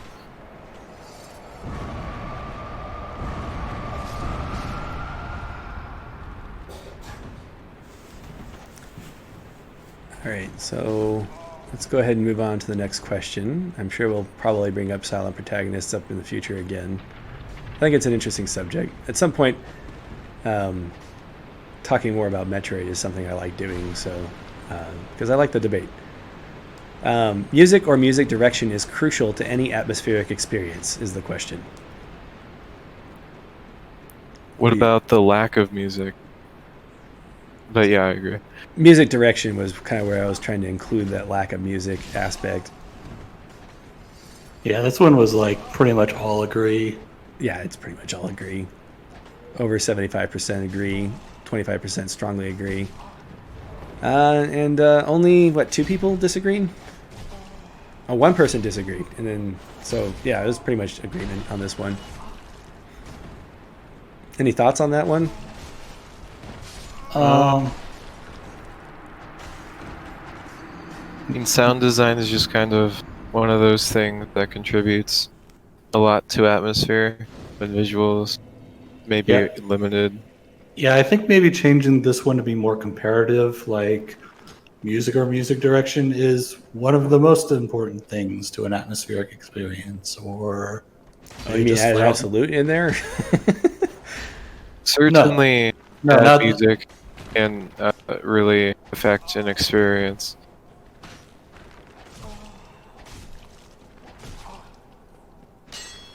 I think that Yeah, so- I think sound design, I'd probably expand it to sound design being the biggest thing. Like, I think you could have an atmospheric experience without any music at all. See, something people remember, at least this is me guessing, I don't know if this is true. People remember sounds really well. So you have maybe that one annoying sound effect, and that's like one of the things people will take away from your game. If you have some really, really banging tracks, people will listen to those like outside of your game. They'll Sure. remember them. When a game has a particularly spooky noise, people will remember that. Yeah, I think that helps a lot. Beeping when you're low on health. How do we feel about that? Now just brought that up. frustrating gameplay. I don't hate it. Then did- again, I'm never on low health because I'm a god. I highly dislike it. Metroid has that. I think that's the only one that does. Zelda. Well, there's Zelda and Metroid, but didn't Zelda get rid of that? Like, they don't have that in Breath of the Wild, right? I don't remember. I want to say they dropped that in the series at some point. Like, I don't even think I remember it in Ocarina of Time. I think it was dropped from the 3D games forward. I'm trying to remember if the Oracle games had it or not. That's really unnecessary, I think. I guess the argument would be that it creates a sense of panic, similar to how, for example, in some games, when there's a time limit for a level and you're low on time, the music speeds up and it gives you anxiety. You could argue that the beeping is also giving you that anxiety. Yeah. Yeah, that's something Sonic did well when you were like in the underwater sections and running out of time. It gave you a really good sense of urgency without really being annoying. Sonic and I think Wario did it too. So I think the game that does it the best is Hollow Knight. And that's like the whole screen goes dark and like blurry for a little bit after every time you get hit. And then it kind of fades back to normal. That's not a low health thing. It doesn't do anything with low health as far as I know. I think your health is like, don't the masks glow or something when you only have a couple left? I'm not sure. I don't remember specifically. It might have something that shows up when you're low on health, but I don't remember anything. But what my point was that game makes you feel each hit, so you can kind of like, it's easier to count each hit you have left because of how it like freezes the entire game every time you get hit. So you kind of have an impact there. And I think the point of beeping is to kind of make sure that you're not surprised when you die, I guess. I think that was the initial intention anyway. Yeah. I don't really have any strong argument for beeping. I'm just not as bothered by it as you are. Yeah. I don't know. It drives me crazy in Link to the Past.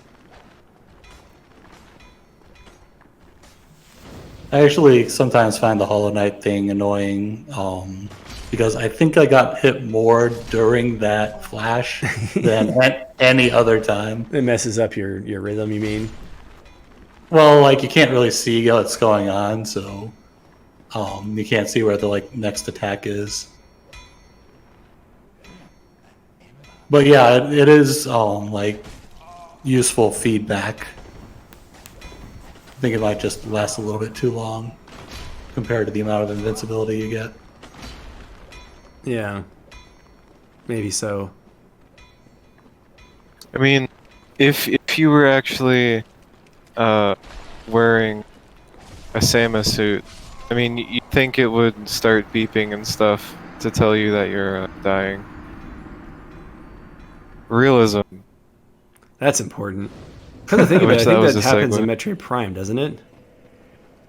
Metroid Prime kind of has a similar thing where like the entire screen goes staticky and stuff when you get hit.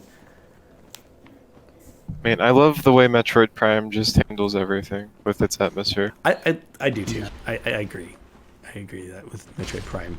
We'll do a Metroid Prime versus the 2D Metroid podcast sometime because it's going to become that if we keep talking about it. Yeah, we'll definitely expand on that later. Thanks for coming, Nal. We appreciate your input.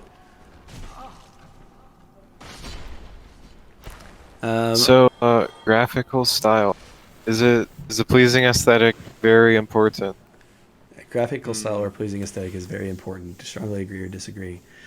Yes, I agree. Graphical style is very important. I agree. I mean, if a game has terrible art, like, I mean, I'll get over it. Play a game even if it looks atrocious. Yeah, it's probably one of the biggest things that sells a game is how it looks. Well, so while it might not necessarily be the most important thing for how good the game it winds up being, nobody's going to play your game if it looks bad.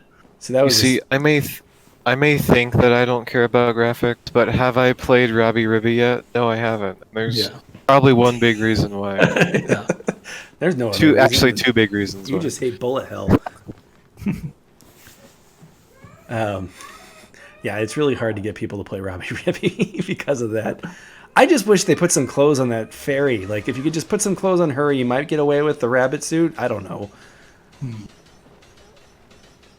Yeah, they should just have some DLC where you can buy a skin for her that actually puts clothes on her. Yeah, there is actually. Or makes her older. Makes her older? I don't know about that. The thing about Robbie Ribby is that, like, besides the clothing, they're not really sexualized. They're like children. Or they're innocent. That makes like it worse. Like, if they weren't children, it wouldn't be as bad. No, they act like children. Like, they look like children, but they also act like children. I don't know. I guess that's Could you compare it to Shantae? Okay, so Shantae literally there. does have fan service in the game. Like, but they say she's 18. Do they? Yeah. I think they have to because all they the games stuff. I think it might have been retconned to be saying she's 18, but they never really mentioned her age before. Alright, I'm checking the Shantae wiki. So anyway, that was but switcheroo that I was going to pull is that I have an open mind when it comes to graphics. However, if you don't have good graphics for your game, nobody's going to play it. Like, you're not going to sell it. Like you said, you won't play Robbie Ribby because of its graphics. But like, if I show somebody Mortal Manor doesn't look very good, and that's probably a bad example because it's not exactly a game I recommend. But like Environmental Station Alpha, there are a lot of people who won't play that game because they don't like the style. I find that so weird because, like, not only is that the kind of thing I would expect most people to be able to get over, but also I actually really like the graphical style of the game. Yeah, I agree. I like it too. It's really subjective. For whatever reason, I guess there's a generation or a group of people that think that kind of pixel art is too archaic looking, and so it puts them off.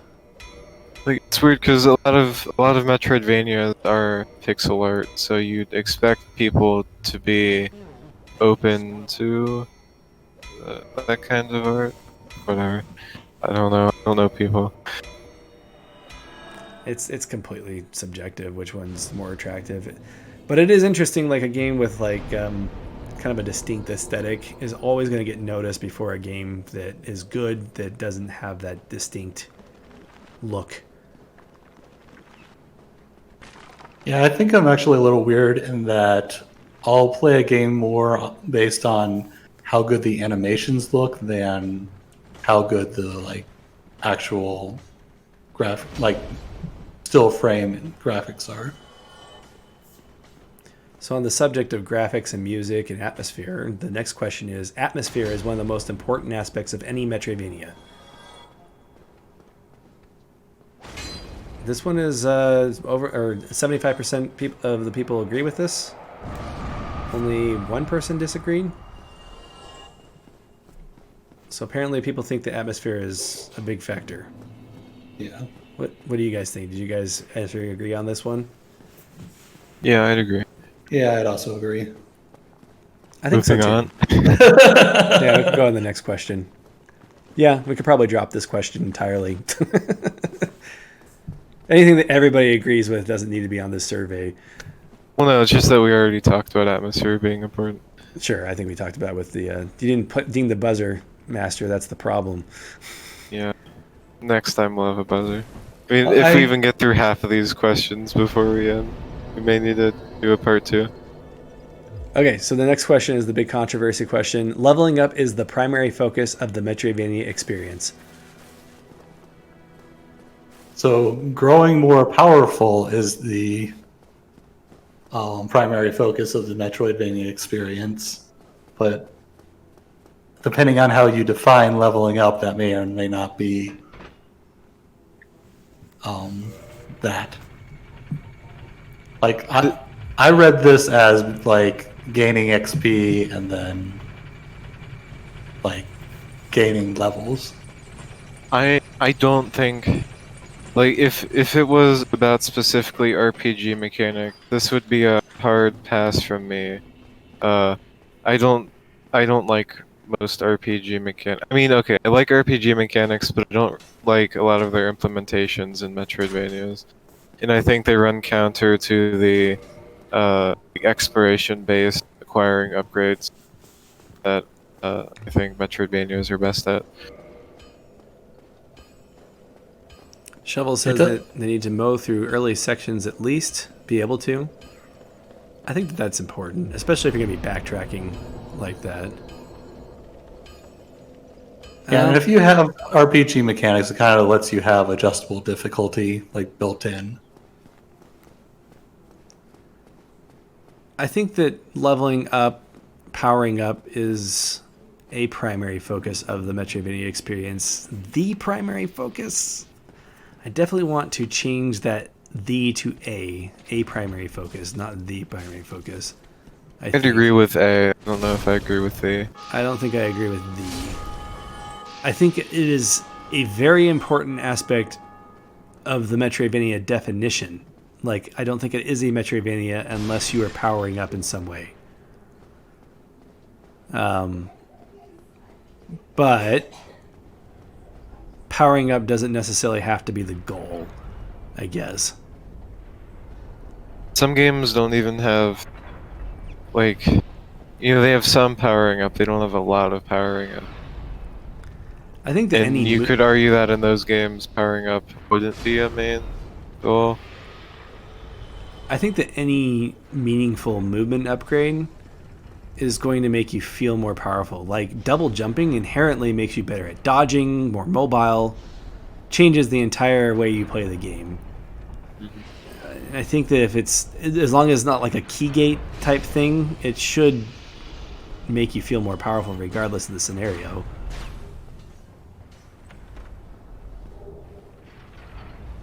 Unless the world changes to make you suddenly feel weaker because it's much harder.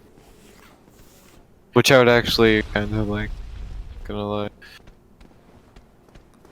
Like level scaling with the rest of the world? Well, I mean, okay, not quite that. Could you But imagine if every it's enemy got topic. a little bit stronger in Metroid, every missile upgrade that you upgrade or that you collect? No, not that kind of scaling. You just skip all of them. Doesn't Yeah, Robbie that's Ribby have a setting like that? Where every item you get, the enemies get slightly harder? So the bosses, there's two options for the difficulty of the bosses. One is where they just have a set difficulty, and then one of them where they get stronger the more upgrades you have. Yeah. so Dead Cells had uh, a scaling or used to have scaling where when you pick up scrolls to increase your stats and your health, it also makes enemies stronger. But because you have diminishing returns, eventually picking up scrolls only made enemies stronger. It was horrible. They changed that. Yeah, Dead Cells had a little bit of balancing issues with some things, in my opinion. But it's also a very heavily patched game, so that opinion may have completely changed since I looked at that game. Okay, so on the note of leveling up, killing enemies should always be rewarded with something permanent, like experience points, money, or random loot drops. I'm just going to say I disagree with this one, because I actually like it when enemies don't do anything. Money isn't permanent though. Yeah, I think this is another one where it's got an absolute in it. So Same says no to this one.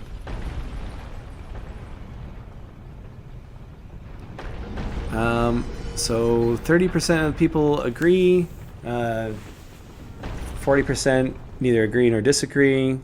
So there's a lot of agreement with this one. I feel like this is like a controversial thing. One of the reasons why I asked this question is that people who like Castlevania really like the leveling aspect. Like, I don't know if you saw that video that somebody put up on the Reddit a couple of weeks ago about the anatomy of a Metroidvania. Brought up the fact that they really liked leveling up as part of the experience. See, I don't like those people. You know, like those people straight up just go right at go for the throat. So I think questions like this should be rephrased so it's like I prefer when games like do this rather than they should always have it. Soften it up. Yeah. Maybe. You know what? Because maybe putting prefer on all of these questions may be the better way to answer it. Because yeah, there's going to be games where the design makes more sense to have it or to not have it. But then like somebody would have a general preference for games that have it. Why grind when you can explore? I don't know if it's because like my first Metroidvania was Metroid 2 or what, but I never really felt that leveling the experience point thing has been important. And also, Go ahead. I'll let you. Okay, so I've ranted about this before, just like, you know, I like RPG mechanics sometimes. Obviously, I play some ARPGs. Those have great RPG mechanics. But there are so many games that just do these RPG mechanics terribly, and like they don't need to be there. And especially like I guess you could say a skill tree is an RPG mechanic.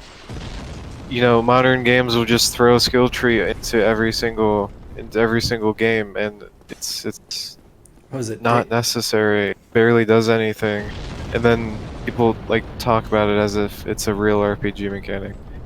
Deus Ex drove me nuts because I felt like the game would have been a lot better if they just ditched the skill tree completely and just gave you all the powers and you just kind of chose the way you go through the game. I felt like it could have been a stronger game doing it that way. Or make it more Metroidvania-like where you find your power-ups through exploration or something. It would have been more interesting to me. And that's kind of my feeling in the Metroidvania universe. Like, if it's more interesting to get the ability through exploration, then that's probably the better way to do it. And I say that with the acknowledgement that there are leveling systems that I do like. Castlevania's way of doing things, I'm not particularly a fan. I like it in Aria of Sorrow. Bloodstain does basically the same thing, but takes it to an extreme that's sort of addictive. But for the most part, I feel like it's better to play to the exploration aspect of the Metroidvania than it is to make it a grind, I guess, is what I'm trying to say. RPG mechanics are like, I don't know, what's a food that's what food is terrible when it's like cheap? Actually good when it's not cheap. Sushi? Sure. Sure, that's Well, good. All these games just they have the gas station sushi, and they'd be better off if they didn't. And, Wow, like, gas station sushi. like sounds- sure, I love sushi, but I'm not gonna eat gas station sushi. I'm a better person than that. Like, that sounds like it would please. make you sick. Yeah, so that's exactly why he used that example. You could have said gas station anything, and it would have made it worse. But like gas station chips, Yeah, the stale chips that nobody bought for a year or whatever. they're usually fine. They're usually just as good as grocery chips. It depends. gas is probably better from a gas station. Yeah. You're probably right. Sushi restaurant gasoline. Oh boy. But yeah, like Castlevania, it feels like they just slapped the leveling system on there, and they didn't balance it all, and then games wind up with an upside down difficulty curve because of it. I remember what I was going to say. If you're going to have a leveling system, you need to be a mathematician. There. That's it. If you can be a mathematician or you don't like math, then don't do a leveling system. Although a lot of people do leveling systems because they like them and not because of any other reason. Or just make it inconsequential. I don't know. That Well, But then people Then get why mad that, have it? oh no, I grinded for 2 hours to level up and I only do 5% more damage. Maybe the game isn't about grinding. Yeah. Well, then why does it have grinding? Well, leveling a level up system doesn't mean you have to grind. I mean, Okay, So so you can grind. the counter you can argument, grind, but like you can grind in any game that you're playing. In Salt and There's- Sanctuary, you can just grind endlessly for levels. But are you gonna grind in Metroid? Well, segue. You can grind for random health drops. All right, well, we'll go on to the next question. I was going to say a little bit more on that, but random health drops are annoying because they encourage grinding to survive. And that's the Metroid problem, that if you need missiles, then it's too easy to go and kill the same enemy over and over again, and that's just not interesting. So, Other M lets you just recharge your missiles by pointing your gun up and recharging it.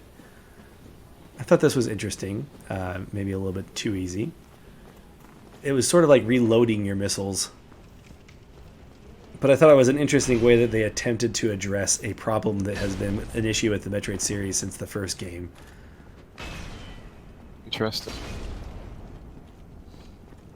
I'm not going to say that that's either good or bad, but I do appreciate the attempt to not have to grind for missiles and stuff. I felt like even in the Prime games, I was looking for those missile refill places a lot. Thankfully, the second game has a lot of them. Yeah, I think in the later games, it's usually better to go find one of the refill places instead of grinding enemies. Yeah. Yeah. By the way, if you want to keep talking about leveling up systems, I mean, clearly we're not going to get very much further in these questions, so Sure. may as well. So one of the arguments in favor of leveling systems is that it gives you a reason to kill enemies, and I've seen people say that they want to have reasons to kill enemies, and I don't really share that sentiment. I don't really see any reason to kill enemies, period. Which is the next question. Enemies should be treated as obstacles in the level design, not as reward pinatas. And ironically, most people agree with this one too. Phrasing. It is all about phrasing. We've cracked the code of polling. What, the phrasing aspect? You always want to ask the same question 3 times with different phrasing to see if it's the phrasing that is the issue. No, you're supposed to lead people on to the answer that you want them to say. That's what some people thought I was doing with some of these questions. I'm like, I did not create these questions. I created these questions based on opinions that I have seen, not necessarily my own. Like, you want us to answer this way, Professor Q? I'm like, no, not really. I just The Q propaganda. Q propaganda. That's funny. It's funny when people read the question that way, though. It's like, what is it he wants me to say? To be honest, none of these questions I have such a strong opinion about that I'm like, I must push my agenda. All protagonists must be silent. I do think the spread of answers on this one's interesting because you have 25% strongly agree, then you have about a third agree, and neither agree nor disagree. Yeah, about a third is kind of neutral. But it is heavily dominated by agree. This is something I really appreciated about Environmental Station Alpha, the fact that you couldn't heal at all. Yeah, it definitely adds to the tension. Yeah. Which is important because it causes frustration, which is important. Is it? And the enemies are definitely obstacles in ESA. Yeah. They don't really feel like obstacles in some of the Castlevania games, depending on the anime.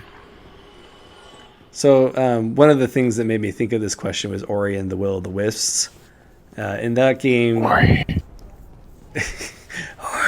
Well, you haven't played that one. You might love it.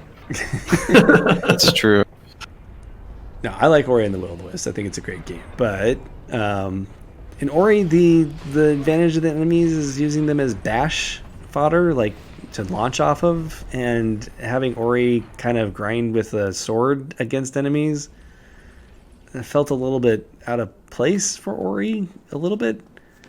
Like, I feel like the advantage of enemies in Ori was using them as obstacles in the level design, rather than specifically as something that you face off with.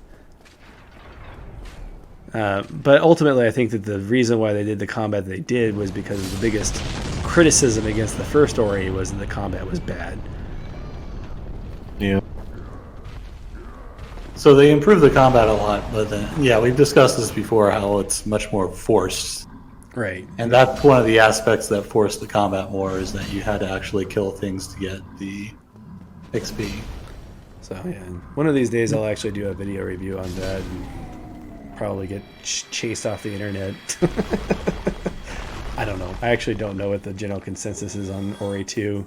I've seen mixed feelings about it, which, you know, it makes me feel a little bit better that I didn't think the combat was the greatest.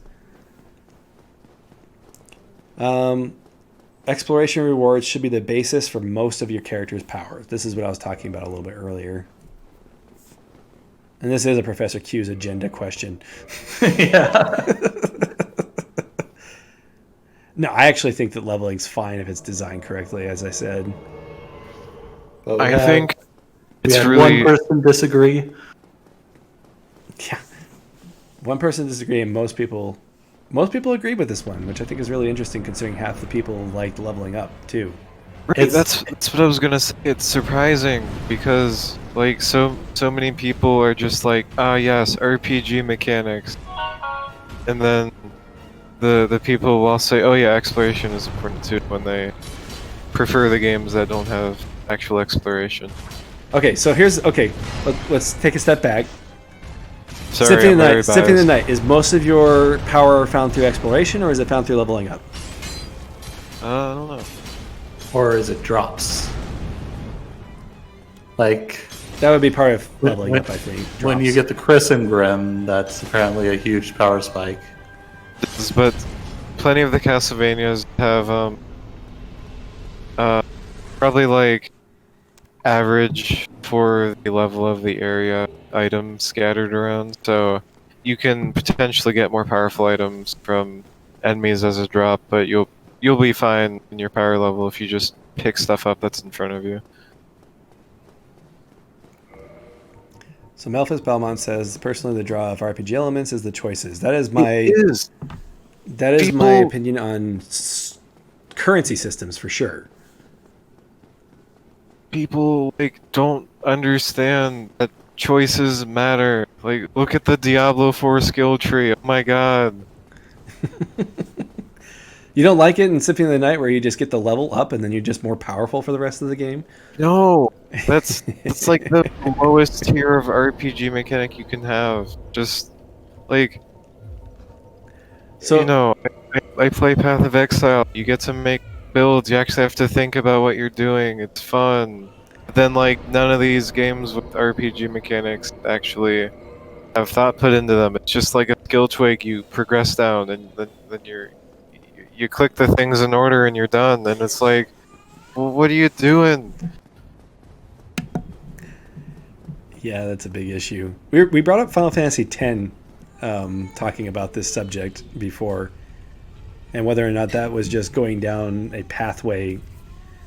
And it can be, but you can kind of break free of that, and that's one of the things I like about the skill tree in Final Fantasy X.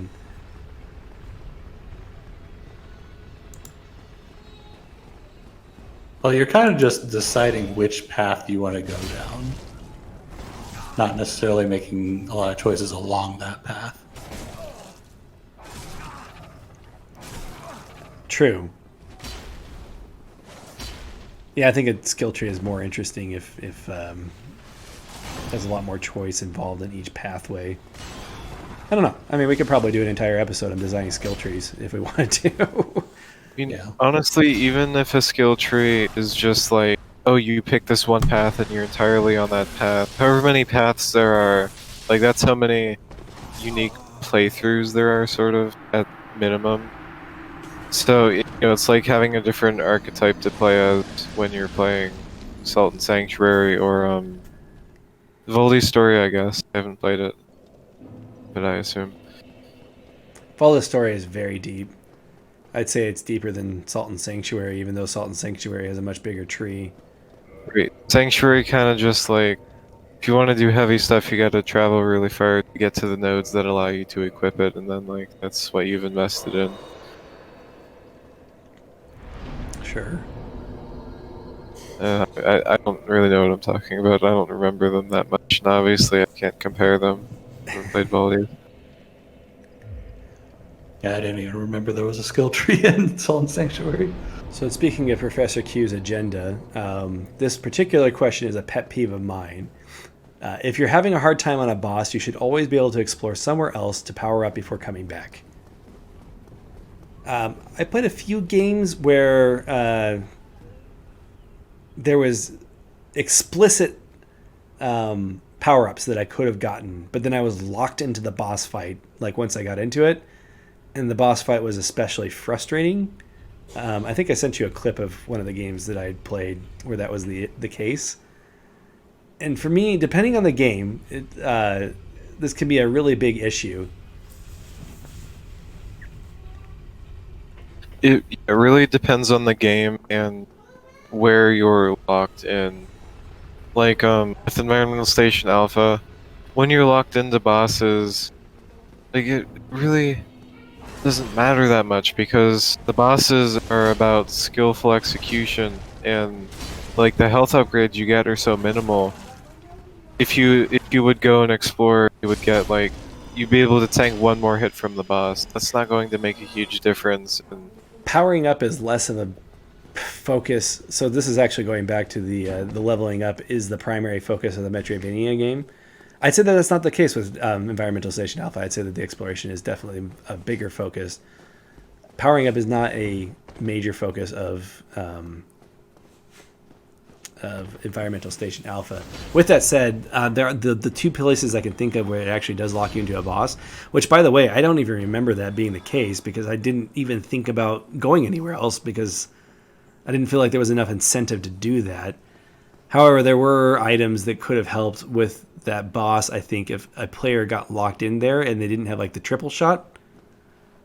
And maybe they found out about the triple shot from somewhere else. That could be frustrating, I think. yeah, I mean the bosses in that game also are designed around you being able to complete them flawlessly without extra upgrades.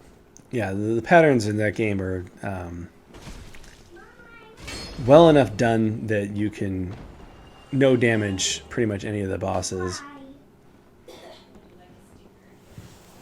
Yeah, but right, but there are also some games where maybe with some of the grindier Castlevania games, if you're trying to fight a boss with that equipment and it's just really hard, you don't have the right element to attack them with, and you do next to no damage.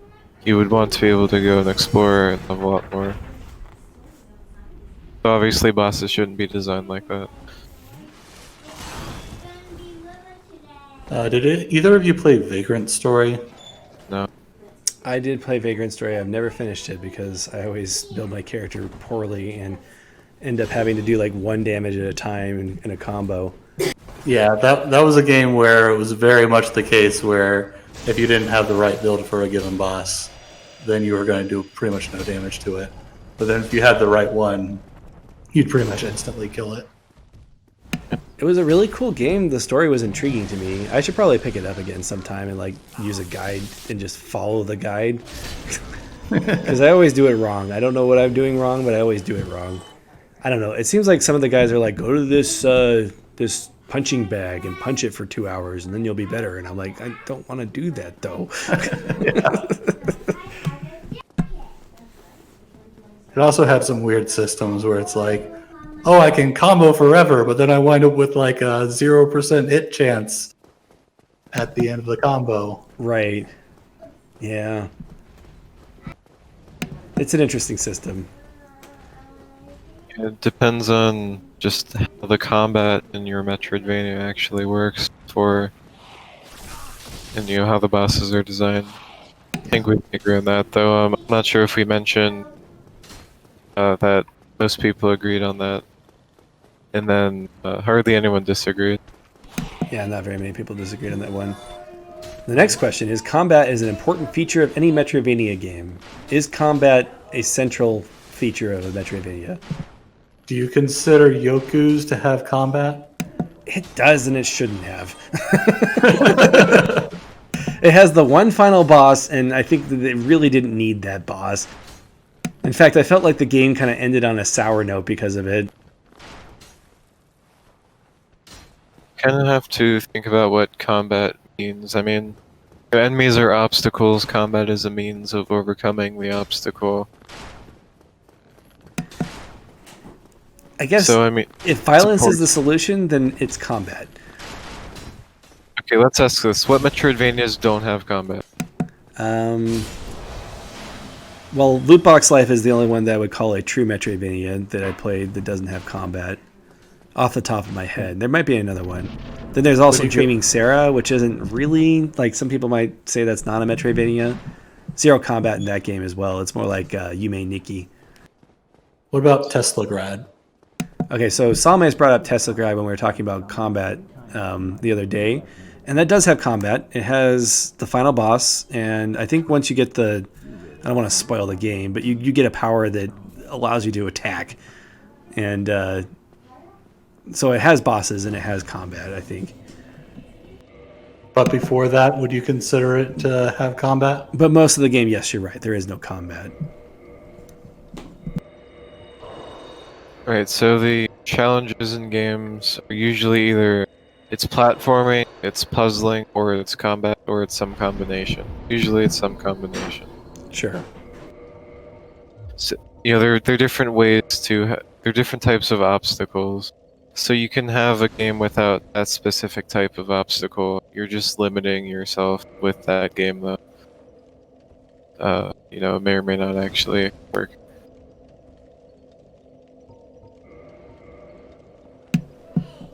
So my feeling is that combat is unnecessary. But Salmes' argument, we were talking about this over on the Metroidvania Review Discord, is that it should have encounters, like climactic moments that punctuate portions of the game. So if not a boss encounter, it should be something else that feels like you overcame something climactic. What do you guys think of that thought?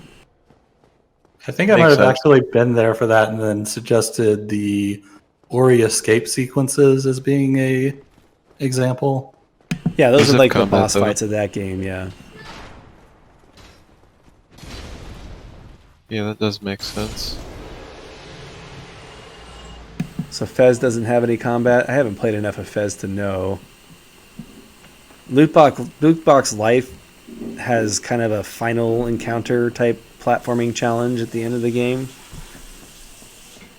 And then like anytime you get a power up, it kind of has like a challenge room that might count as an event type thing. We need more climactic puzzle games. Can you think of an That's- example of a climactic puzzle? No, I can't. I just want more puzzle games, honestly. So I Lava mean, Lana has maybe- bosses, and that's how it does its events.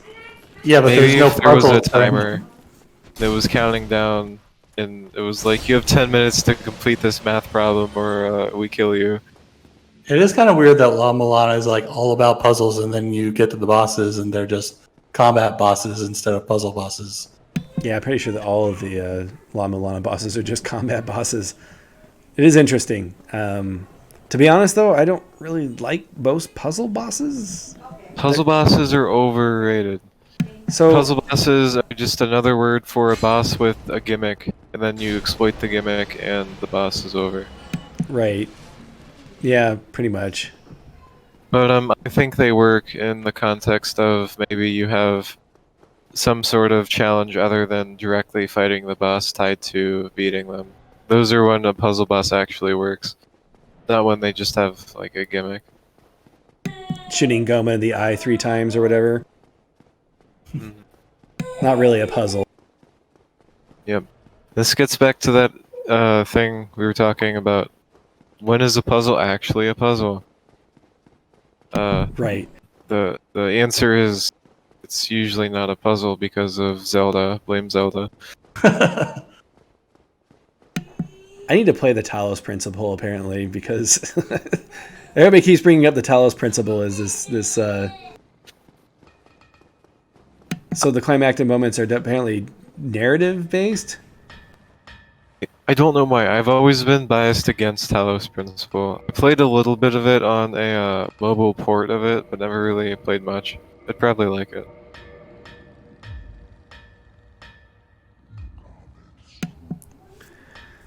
So the next question is: puzzles or puzzle platforming works well with the Metroidvania genre? This is 100%, almost 100% agree. No one actually disagreed. Everyone agrees, but like nobody likes La Milana. Yeah, because they want good puzzles. Jeez. They want block pushing puzzles. All right, the next question is: puzzle-focused Metroidvania games are often the best of the genre. Look at that, strongly disagree. There's only one strongly disagreeing. I wonder whose that is. That wasn't me. That's interesting. About half of people neither agreed nor disagreed, and then you had a third of people who disagreed. Only 2 people who agreed. No one strongly agreed. Wait, Yeah, I not normally even you strongly agreed with this, Master? Oh, okay. This question is saying that puzzle focus. It's saying that the games that currently exist that are puzzle focused are the best games in the genre. Are often And the best. like, is that really true? What Metroidvanias are puzzle based, focused? La Milana, Batbarian, always the series, I guess. Oh, Melphis, are you saying that you're a La Milana fan now? Yeah, there just aren't that many games that actually have the puzzle focus. That's why I say there need to be more. Well, Because shouldn't I'm they a crabby be old the man. shouldn't they the few that exist be the best, regardless of the fact that there's fewer of them? Nice. No, why would it be? So, if you look at my top 10, I think 3 of them would probably be puzzle focused. Like, there would need to be a lot of puzzle games, and a lot of these puzzle games would have to be good for me to say that they are the best of the genre. What if there was only one puzzle game and it was the best Metroidvania? No, that's not how I view the question. It's saying that whenever a Metroidvania has a focus on puzzles, it is one of the best games, more than likely. Wouldn't that be the case if there was only one puzzle game and it was the best Metroidvania? That's a sample size of 1! Yeah. So Salme says the best Metroidvanias aren't puzzle focused. Like Super Metroid, Hollow Knight, those games aren't focused on puzzles. I'd prefer if more games were focused on puzzles, but that doesn't mean I think just having puzzles makes Metroidvania better either. I mean, it also depends on if you count those terrible not actually puzzles to be puzzles, because I don't like those a lot of times. Oh yeah, there's also a cathedral is pretty puzzle focused. Yeah. Those are mostly just like Zelda dungeon gimmicks. I wouldn't say the Cathedral is a puzzle-focused game, though. Like, I think puzzles are an aspect of the game, but I think the action kind of takes precedent. Cathedral is Zelda tier in that regard. Action or exploration, I think, are the main focuses of Cathedral. Oh. So, the next question is still puzzle related. Nothing brings a game to a halt as bad as a poorly designed puzzle. That was mostly agree. We can go ahead and move on to that one. Ability upgrades should be about more than just unlocking the way to the next area. Most people agree with that one. Is there any counter arguments to this, playing devil's advocate? Well, I mean, if you play enough devil's advocate, it's not a Metroidvania anymore. Yeah. Your upgrades aren't unlocking next areas. So you think it's just a fundamental part of the definition of Metroidvania? I mean, okay, this is one of those weird questions that you could interpret differently, and then it totally changes what you answer. So, ability upgrades should be about more than just unlocking the way to the next area. Those are the exact words. That implies that, like, the base assumption is that ability upgrades are about unlocking a new area, but in specifying that they're ability upgrades and not keys, you could almost frame the question to... You could almost think of the question as saying that it's saying that the base assumption is that the abilities aren't acting as abilities and that they're only unlocking a new area like a key. Did that make any sense? Right. But I don't think most people read the question that way.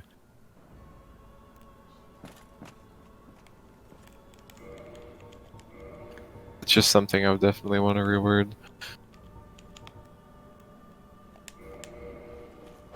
Well, I think we're out of time for the night. We're kind of running up on the end of the evening. So is there any final thoughts that anybody has before we wrap up? Wow, that was a lot of discussion. Usually we wind down halfway through, but kind of casually talk about random things. Yeah. And we're like halfway through the list. It's like, is this what it feels like to be prepared?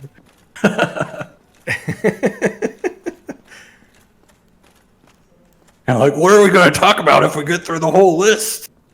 I have to make a new survey. Well, anyway, we might pick up on the rest of these questions some other time, but I think we'll wrap up here. And thank you very much for watching, and we'll see you next week. Bye. Bye.